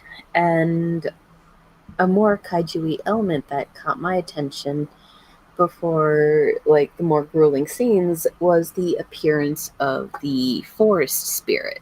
Mm-hmm. Yeah, that was a really cool character. I especially loved like the best monsters in fantasy or the best fantasy creatures always have multiple forms. And yeah, the spirit god has a lot of really cool, including that like last form where it's just this giant blob of instant death, which is like one of the most memorable images in the whole movie. And by the way, I'm going to say it out now, outright now, and I think it's been more than well confirmed. Um, Nausicaa Valley of the Wind definitely counts as a full blown kaiju film because it basically takes place in the kaiju post apocalypse. There's multiple giant insects and weird robot creatures throughout. And more to the point, I don't know if you know this, but Hideaki Anno for a tokusatsu museum for a museum exhibit, damn it, art gallery. He held in Japan. They actually did an original short film with Shinji Higuchi, his special effects friend, and with Studio Ghibli's blessing, they made a 5-minute short film called the Giant God Awakens in Tokyo, which is sort of like a loose prequel to Nausicaa, showing one of the giant god warriors attacking modern day Japan, and it's actually ridiculously well done with its model effects and pyrotechnics. So, but yeah, it's sort of like a loose sequel, like, oh, this is what the world looked like before it became Nausicaa's insect post-apocalypse. So, so yeah, I definitely count, and that's also in Kevin Dorndorf's book. So, but yeah, let me get into the comments here for a little bit. So, Yeah. okay, so yeah, bonus commentaries. He reconfirms, yeah, Bayonetta was the video game I was thinking about with the really cool angel designs. Um, Goji Shay says you're not going to go with the Evangelion route with your angels, Raph. The angels in Evangelion are very interesting, especially since they actually explain what the heck they're supposed to be, like very bizarre cosmic relatives, alien relatives to what humans could have been. That whole ancient astronauts taken to a much more Lovecraftian level. But yeah, no, I want my angels to be a little more energy magical based, despite their cosmic origins. And then Warrior King says, will Sororia have a space devil counterpart nemesis? I hate to say it, but I'm as cool as demons can be. I've never been I've never been big on the whole angels versus demon thing, especially since in my mind, I think demons would be a lot more mortal in make compared to angels. So they're just so desperately removed from one another that, yes, there has been times where angels have battled demons, but as far as like arch nemesises and opposites go, it's really not there. It's like I almost comically want to do something where it's like the only reason demons are terrifying to humans, but so are cats to canaries. So, and cats and canaries are nothing compared to dinosaurs, which are angels. So, okay, even though technically canaries are dinosaurs. So, okay, and then bonus commentary also states biblical accurate angels are something else, man. Indeed, like I definitely do believe that there is some merit that angel sightings in the past might have been sightings of UFOs, considering how weird angels got, and something that even the movie Nope recently kind of briefly touched upon. At least behind the scenes in the making of its lead monster characters. Oh yes, and Warrior King's a big fan of the Space Witch. Okay, neat. Yeah, GIMP has a similar UL or UI. Yes, bonus commentary. Like I said, Photopia is a very cool system. Okay, so here comes some more big comments from Warrior King. Oh my goodness, there's quite a bit. Yeah. I would have to be added. I would have added the Lich from Adventure Time as to my list of cosmic horrors, but I think he only serves the will of the elder source of evil rather than being one himself. He's old, but not that old. Oh yeah, that's right. The Lich, the big scary skeleton guy from Adventure Time. He's a fairly cool character, but yeah, he serves a Lovecraftian monster. Bonus commentary says, Raph, did you go to Days of the Dead by any chance? Go see the tokusatsu actors? I hate to say it, Days of the Dead was literally in my backyard. I can literally take a bus right here on the corner of my neighborhood and go straight down to the convention where Day of the Dead was being held. But unfortunately, I was dealing with some financial problems then, so I couldn't go down there. And it's a shame too because a lot of my online acquaintances, like Andres and Matt Burkett, they were available down there. But yeah, bonus commentary without revealing your exact location and getting in trouble. Are you in Los Angeles? Because yeah, I'm in Los Angeles. So and I'm doing a lot better now. So I know I'm going to be attending Son of Monster Palooza next month. So if something changes, I'll let everyone know. But okay, deep breath. A lot more things to read. You guys are really talkative in the chats. Thank you so much for that. It gives me instant content. So because it's all about the content, baby. Okay. Warrior King Forever. Yeah, future humans invading the past sounds interesting, but I agree it conflicts with the themes of the first Pacific Rim movie. Plus, I don't see how wiping out past humanity would save future humanity. Well, if you got into the whole, if you go back in time, you instantly make a parallel universe paradox that a lot of physicists and sci-fi writers often point to. Yeah, you could invade the past and have no ill effects on the modern day. So I've been thinking, yeah, it's like I thought about maybe making a novel in that same regard called A Billion Invasions of Earth, where it's just humans from the future are constantly invading every different Earth in the past every minute and creating countless parallel universes for them to mine from. But then I realized I'm not that politically or economically savvy or historically savvy. I'm already having a hard time trying to write real world locations for the monster book. So yeah, that was definitely a no-no. I'm no Arthur C. Clarke. So although I do like to spend a lot of time in Guam, just walking the beaches and talking about spooky sea monsters. Okay, get that reference. All right. S452 says, speaking of which, the Bungie's Halo, the Forerunners who built the Halo Ring World superweapon to fight the Flood were ancient humans before retconning them into aliens. Okay. All right. And then Gochi says, Princess Mononoke is a strong contender for being one of my all-time favorite animated movies. And then Warrior King says, I'd visit your booth if your convention was closer to me, man. All the good monster cons are out there, out of my reach. That is true. I know that there's been recent conventions elsewhere to try to kind of pick up the slack. I know there's one in Texas that I think is coming up. And I think there's like Kaiju Brooklyn happening in early October, which is happening in Brooklyn. And as many people who live in Brooklyn has says, if you live in Brooklyn, you're far away from anywhere. So actually having convention in Brooklyn might be a good idea. Brooklyn, Brooklyn, Brooklyn, Brooklyn. Okay, I said Brooklyn enough. So, okay. Sorry about this, Wyn. There's a lot of comments I'm going through right now. You're good. You're good. Okay. S452, unlike Toro's precursors, our future human ideas works well in Halo's religious themes like that of the Forerunners. Okay, and then Goji says, Grave of the Fireflies is probably not the best. Is probably the best movie I've seen. That I don't want to watch again for how depressing it is. Laugh out loud. All right, and then S45. Oh, we're almost done here. S452 says the same complaint for Gears of War and the anti-war themes. Killing people for fuel oil is bad, but how cool and bloody is this chainsaw gun? Yeah, it's like Macross has a similar. I like the Macross franchise a lot, but that has a similar thing where war is bad. Now music video jet fights. Okay, and then Goji Shea says, you guys are making me want to watch Mononoke now. Oh yeah, it's always a good movie revisited. And then, anyone catch the stage play of Spirited Away when it had its theatrical run? Sadly, no. Yeah, and like you said in your comments, sadly no. It sucks too. Me, my brother, Gaby, my youngest brother, and his girlfriend, Guzman, or the Goose as we call her for short, because she prefers that for some weird reason.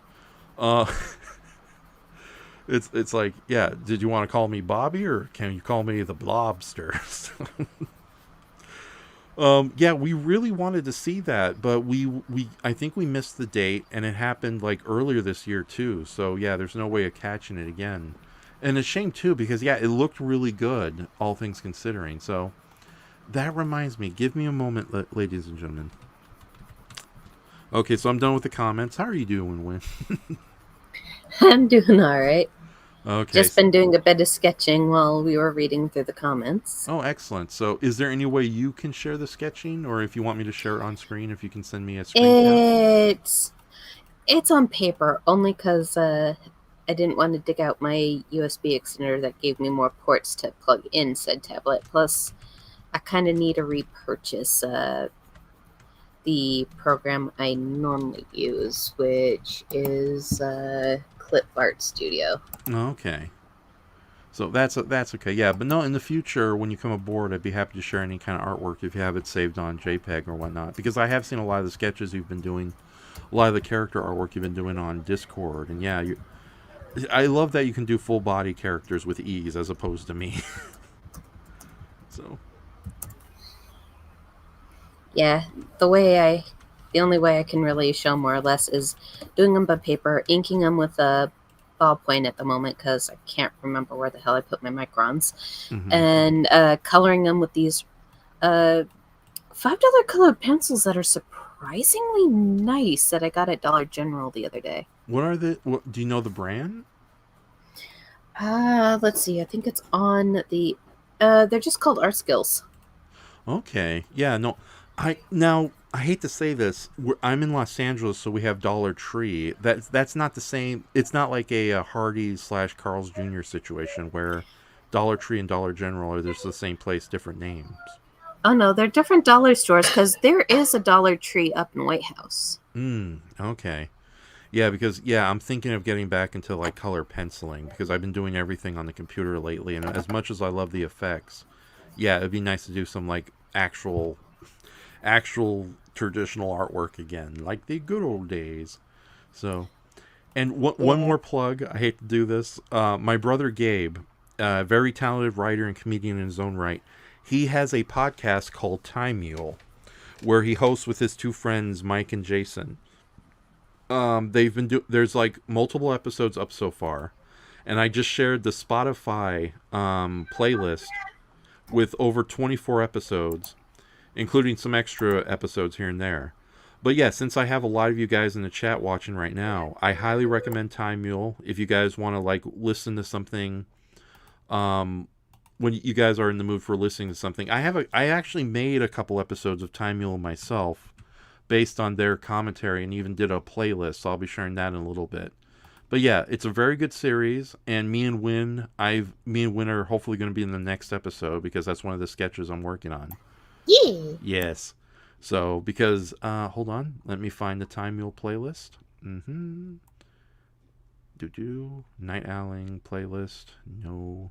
Oh, there we are. Okay. Wait, no, that's there we go.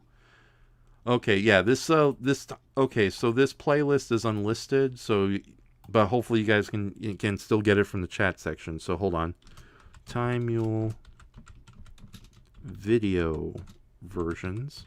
Some of these are already readily public on my channel, but yeah, this is sort of an exclusive for you guys right here right now. Yeah, so I highly recommend the Time Mule channel, and hopefully me and Wyn will be in the next episode. So I just got to get back to work on that. So and that's pretty much it. So, okay, how long have we been going? Oh, never look at YouTube. They never tell you how long you've been on. An hour and 45 minutes. Okay, so I'm just going to go over these pictures quickly since you guys are in the chat section. So, hold on. Yeah, so I'm going to be attending Monster Palooza in October. If something changes, I'll let you guys know. But so far, it looks like it's okay. I'm going to be with my friend Mark, and I'm going to try to get some prints done to sell. And this is one of them. It's an updated version of Baragon Underground, the cutest man-eating dinosaur monster in Japanese monster movie history, with his giant ears. So there's a reason for that. When he's buried underground, the ears cover his eyes, but still, it's too adorable. Okay, and also I did this print of Marvel era 1970s Godzilla versus the Hulk, a battle that should have happened but didn't for various bizarre reasons. So this one came out really colorful, and I'm fully finished with this. So I deliberately kind of kept it comic book pop arty here. And last but not least, there's this one featuring Gigan at night, and I'm really happy the way this one came out. Unfortunately, this kind of thing doesn't print so well, and I don't have time to visit professional printers, unfortunately. Let alone ones who can keep it to like a simple like 25 count. But yeah, this is another print you might see. But yeah, more likely you're going to see Baragon and Hulk versus Godzilla first and foremost. But yeah, let me close these guys up. Oh, I should. Okay, let me context for this silliness. So in 19. Sorry if I bore everybody. I know I've mentioned this before, but in the 1970s Japan, there used to be these unofficial not bootleg cards, but unofficial bromide or trading cards in Japan that went under different publishing companies. And what they would do is they would take images of pre-existing kaiju, whether they be illustrations of Godzilla, or photographs of real-world animals, or real-world locations, or paintings of dinosaurs, stuff like that, and heavily alter them to try to make their quote unquote own original kaiju. And these infamous cards have been dubbed Pachimon in recent years. Pachimon being a Japanese play on stolen monsters. So yeah, these are sort of like a very kind of bizarre subsection in the history of kaiju. And I've for this kaiju book, I realized that unfortunately I had more fan art than I did of original characters. So I realized, how am I going to repurpose the fan art? And then I realized, oh, wait a minute. I can do sort of a comedy chapter towards the end of the book called Legally Suspect Japanese Trading Cards from Cheap Candy Stores. That's the full working title. But yeah, it's sort of my own Pachimon take on pre-existing kaiju. So it's like, I take one of my old fan art pieces, like Baragon here, and then I, just alter what work I have here, and bada bing, bada boom, he becomes Helltops, the Ceratopsian from Hell. So, a demon monster. I hate to say it, though, this little comical redesign of the character is so good that it could probably stand as its own monster. But no, like I said, I use as many... I either do my own original, use my own original cell phone pictures of different elements to combine, or I go to like public domain sources online. I know the cloudy sky here is a photo taken by me. The moon is a public domain image. These little cityscapes here are taken from a screen capture from, I hate to say it, weather reports here in Los Angeles. I just heavily altered them. There's also the photo collage and parody law spoofs going on. And the trees themselves here, I think I got from a local bush or something. So, one of those really neat looking bushes with the very small, not exactly leaves, but you can almost use them for model trees if you want. And I altered it heavily and created the background for Helltops here. But yeah, it's sort of a way to incorporate a lot of my fan art without, illegally, selling fan art officially. So these little parody Pachimon style cards work out in that regard. But yeah, Helltops looks too good for this series. I almost regret, but it's a quick fix. It's a quick cheat, and it works out great. So, but yeah, here's another. Let me bring up another one. And I'm sorry if I'm boring you, Wyn. So, You're good. Okay, yeah, bunny. Okay, yeah, this is probably a better example of. Oopsie doozy. Okay, hold on. Where are you? Oh, there's so much files. I do so much artwork. It's ridiculous. Okay, so this is a better example of the Enshohma, even though in this... Okay, so I took like an old fan art piece of Icy Angel, because for some ungodly reason, I have a crush on that Power Ranger monster. Damn it. We all do. And I decided to redo the character as Dominator Bunny here. Of course, this is a more family-friendly version of the character, so that's why she's wearing a skirt. But yeah, this is pretty stupid. Don't worry, I'm going to try to keep the kaiju girls to a minimum in the book. But yeah, this is a perfect example of me taking a cell phone picture of a neighborhood in a near Gardena City Hall, which is a really cool place to visit and a lot of neat places to take photos. This burning car here was actually videotape of a burning car. Don't worry, nobody got hurt. It was just the engine overheated, and I live near a highway, so this kind of thing happens all the time. But it's like, yeah, free material. Bunny puppet picture I took from one of my dumber sketches. And I pretty much combined it with this altered Power Ranger monster into this gigantic bunny woman with carrot drill arms. And the smoke here is illustrated, so that smoke is 100% original. And the background is, again, another cell phone picture I took on my own, as well as combined with another image of a cloud. So this gives you a better idea what a real Pachishohma card looks like. And of course, Pachishohma is a play on Enshohma. So, all right, so I'm going to read these last comments, and then maybe we'll kind of wind down the show for the night. So, for the day. I'm not used to being up in the daytime. Okay, so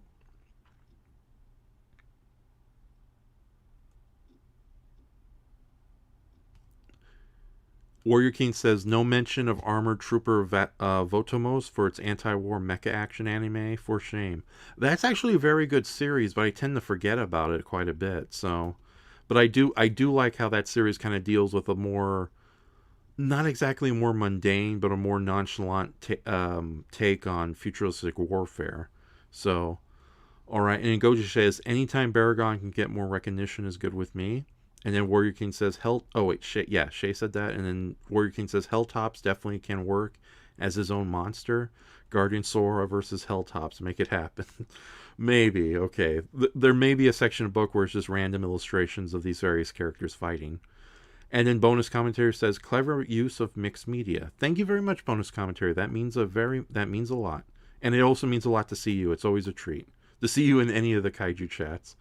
Everyone gets excited. Hey, it's Bonus Commentary. Or Joseph Fazan, or whatever his name is. And then Warrior King finishes off saying, you make great monster. You would be a good monster designer for Power Rangers. Yeah, well, that's the sad thing. Power Rangers is kind of ridiculously over-designed with most of their monsters. So even if I did a good design, I have to cover up with like a billion decal stickers just to make it work. Okay, so enough about that. I think we're going to wind down now. But Wyn, do you have any last things you want to bring up before we kind of call it a morning? Nothing I can think of, especially given in terms of any plugs you gave the respective ones for the projects we're currently working on together.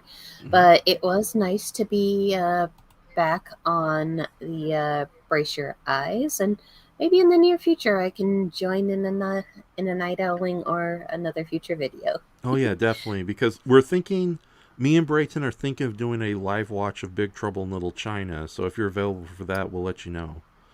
So yeah, I'll let you know how when that time rolls around if I'd be able to partake in that. Yes, and there's also a slight chance we might do a Power Ranger Halloween. I already mentioned this, but a Power Ranger mini marathon of like the only good Halloween episodes they have.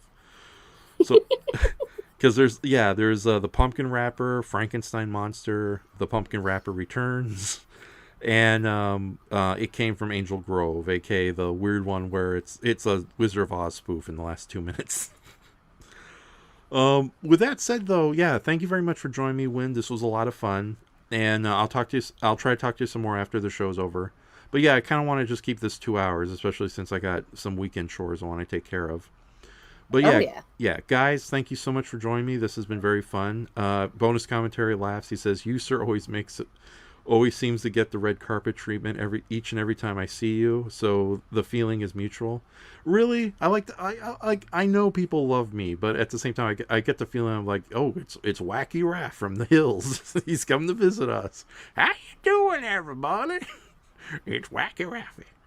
Yeah, I found gold in them hills. Okay. Okay. All right. Oh yeah, Doomzilla. Sorry, you just showed up, Doomzilla. We're wrapping up for the morning. So, but Doomzilla, just for you, if you have one big question you want to ask, I'll be happy to answer it right here, right now. So hurry up, start typing. You'll be the last major question for the day. And then a Warrior King says, live watch of Big Trouble in Little China and Power Rangers Halloween Marathon. Hell yes, I'm down for all that. Make sure you give enough notice. Oh yeah, I definitely will. That reminds me. This coming Thursday on my what was I going to say? Oh yeah, somebody asked earlier where I would sell this big kaiju art book of mine. Truth is, I'm just setting it up right now.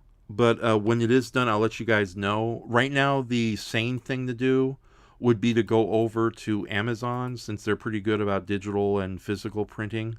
But as far as like, I also am thinking of maybe doing a crowdfunding thing, or if possible, I'll find a very good Patreon to fund the book so I can, if possible, I'd love to sell it officially at like real stores and whatnot. But we'll see what happens. I gotta get the work done.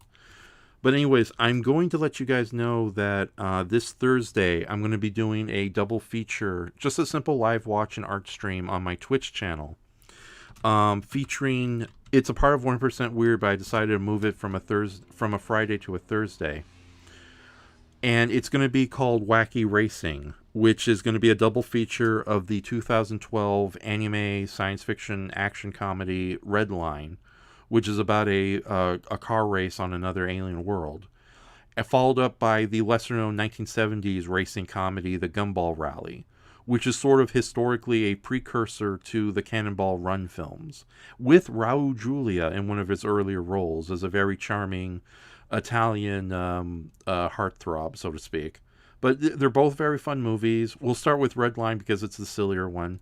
Wyn, just out of curiosity, have you ever seen the movie Red Line? I've been meaning to, but all the clips that I've seen from Redline, the animation looks absolutely beautiful. Oh yeah, definitely. Yeah, it's like the best way I can describe Red Line. It's like Hanna-Barbera's Wacky Racers meets Canada's Heavy Metal.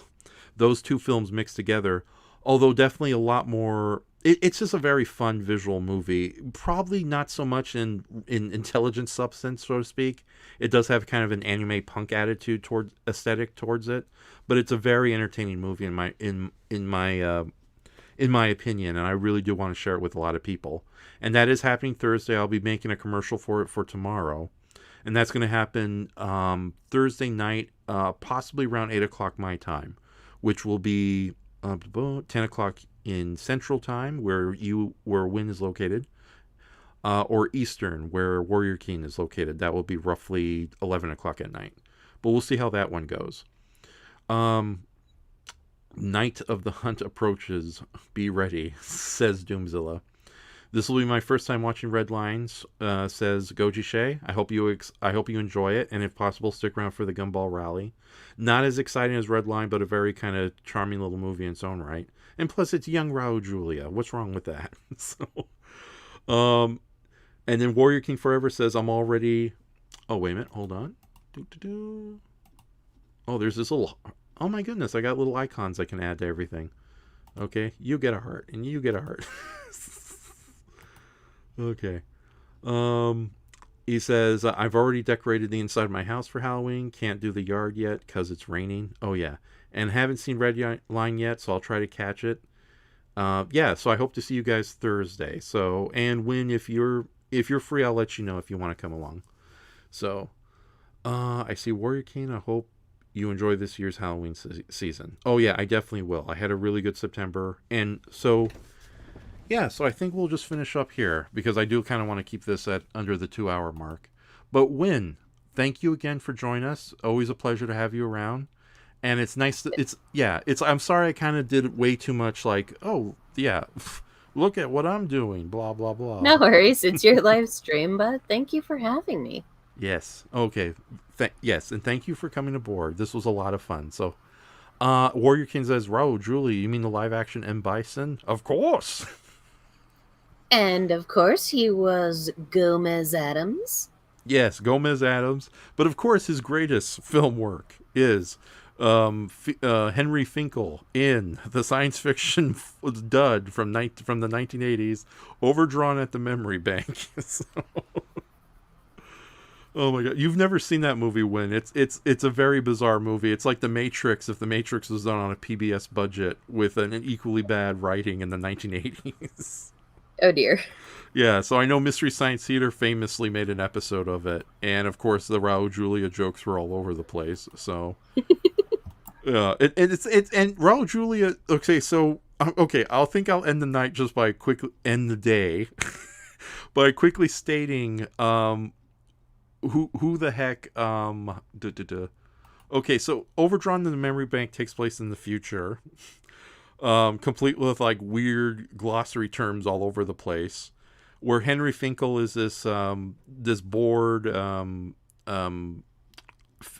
computer programmer who, because he keeps playing Casablanca during work, he's sent to get his brain doppled, aka he temporarily puts his brain into the system and to basically take a kind of forced holiday by the company because they think him watching these movies is a little too rebellious.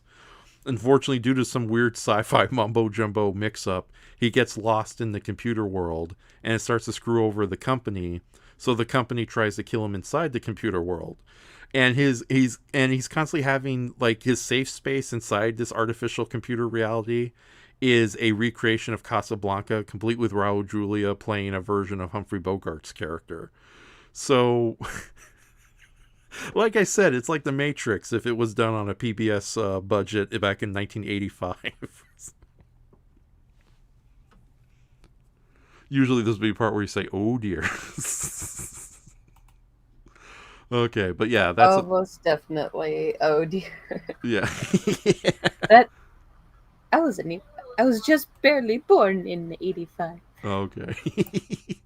Yeah, but Mystery Science Theater did a whole episode of Overdrawn the Memory Bank, and it's a pretty hilarious episode, especially with the host segments where Pearl Forrester, the resident mad scientist, is holding her own like PBS fundraiser. So it's like, oh yes, many shows of excellent quality. And she turns to the camera and says, "Hey, Mike Nelson, I'm suckering these bastards into a fund drive. Isn't this great?"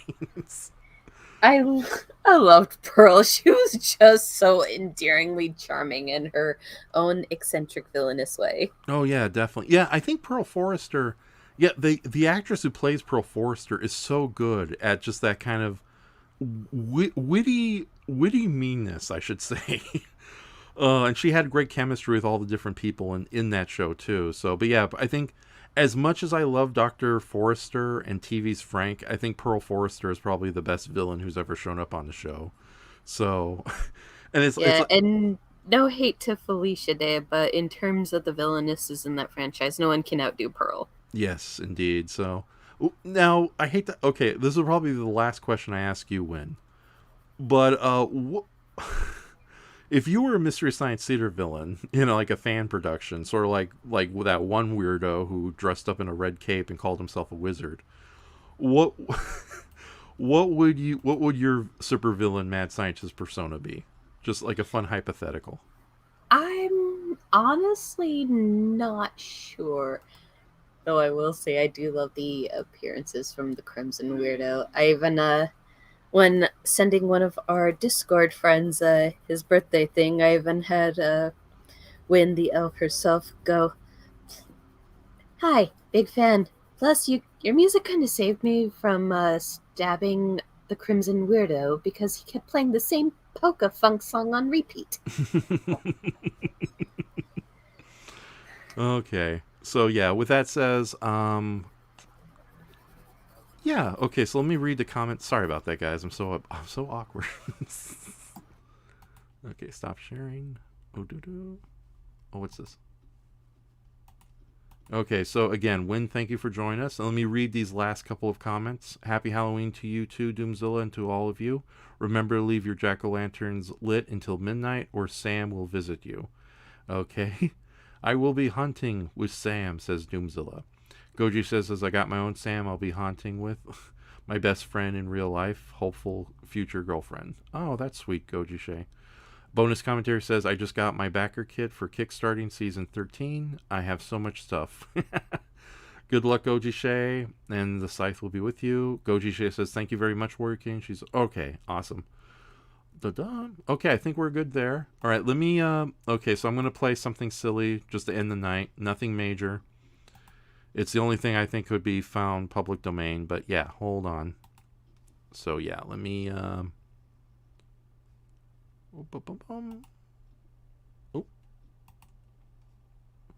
Yeah, so I'll just play this silly little thing to end the night on. So, end the day with. So, good morning, everybody. Thank you for joining us. And we will, oh, hold on. Darn it, I am so terrible at multitasking. Wyn, thank you so much. Having a co-host on the show really kind of helps the variety. And thank you, everybody, for coming into the stream. You're all deeply appreciated. And big thanks to everyone else. I will see you at least this coming Thursday night. And like I said, I will be updating the description in about an hour from now. So there'll be a lot of really cool links you guys can visit and watch of some of the stuff we touched upon. But for now, here's something really stupid from our friend Brayton that he set up for our amusement. So here we go. Enemy craft is hailing us, Captain. On screen, Mr. Sulu. Feast your eyes, Enterprise! Cower, mortals, and repent. Fascinating. This is Captain James T. Kirk of the Starship Enterprise. You are approaching a restricted area. Identify yourselves. I am the mastermind, Jack Hodgson. I am Slimeball. And I'm Boo. Yes, you see, we are not... Hey, Jake's back here too, man. Got any doobies? Jake notwithstanding, we are... I control minds with my cuteness. Boo, we get it. We are the Global Lords United Endeavor. Global Lords? United Endeavor? Glue. Why, if that isn't the most damn stupid name for a supervillain group I've ever heard. We shall conquer your puny galaxy, piece by piece. Because we're glue, and we're unstoppable. Stepping all over my lines here. Spock, what do you make of this? Fascinating and annoying. Captain, it appears this group, Glue, is composed of a shape-shifting entity, a small alien female, a hippie, and a nerd. These life forms pose no significant threat to our vessel, or to anything else for that matter. Any capacity for destruction? Highly unlikely. Their ship is crudely constructed out of cardboard and duct tape. I doubt they're equipped with any firepower to speak of. Except maybe pipe cleaners. They could have pipe cleaners. Pipe cleaners of death. I'm sorry to disappoint you, Jack Hodgson, and the rest. But I'm afraid your silly little attempts at humor and theatrics are quite useless. Prepare to be smeared across the spaceways. Sulu, prepare to fire. Arming photon torpedoes, sir. Oh, game's over, Jackie. It was fun while it lasted. Well, then now wait a minute, Captain Jerk. I mean, look, we come in peace. We were just joshing ya. Your Keebler elf man there said it himself. We're harmless. A few little pipe cleaners here and there aren't gonna hurt anybody. And besides, if you blast us away now, you won't receive your gift. Jake, rock 'em with the music. Groove on, soul brother. Unscramble that transmission. They're jamming our signal, sir. Disco? Disco? My one and only weakness. Captain, I can't control my body. My hands. I have no control. The music. It seems to have a hold on us, Jim. Can't stop thrusting. Can't resist urge to boogie! I believe I'm dancing the robot. It's totally against my will, but I'm loving it. By the great bird of the galaxy. It's mass-induced disco duck. Oh my. Join us, Bones. Shake that moneymaker. Damn it, Jim. I'm a doctor, not a BG.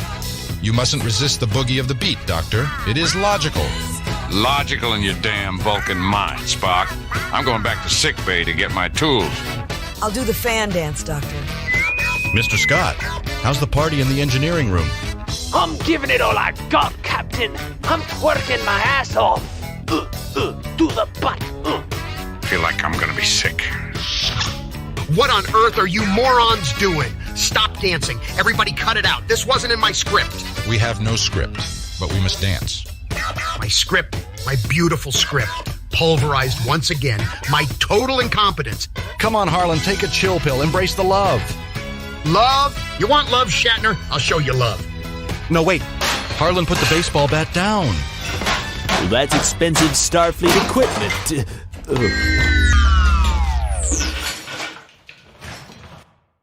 This has been a test of your emergency Kobayashi Maru system. Photos available in the gift shop. Thank you.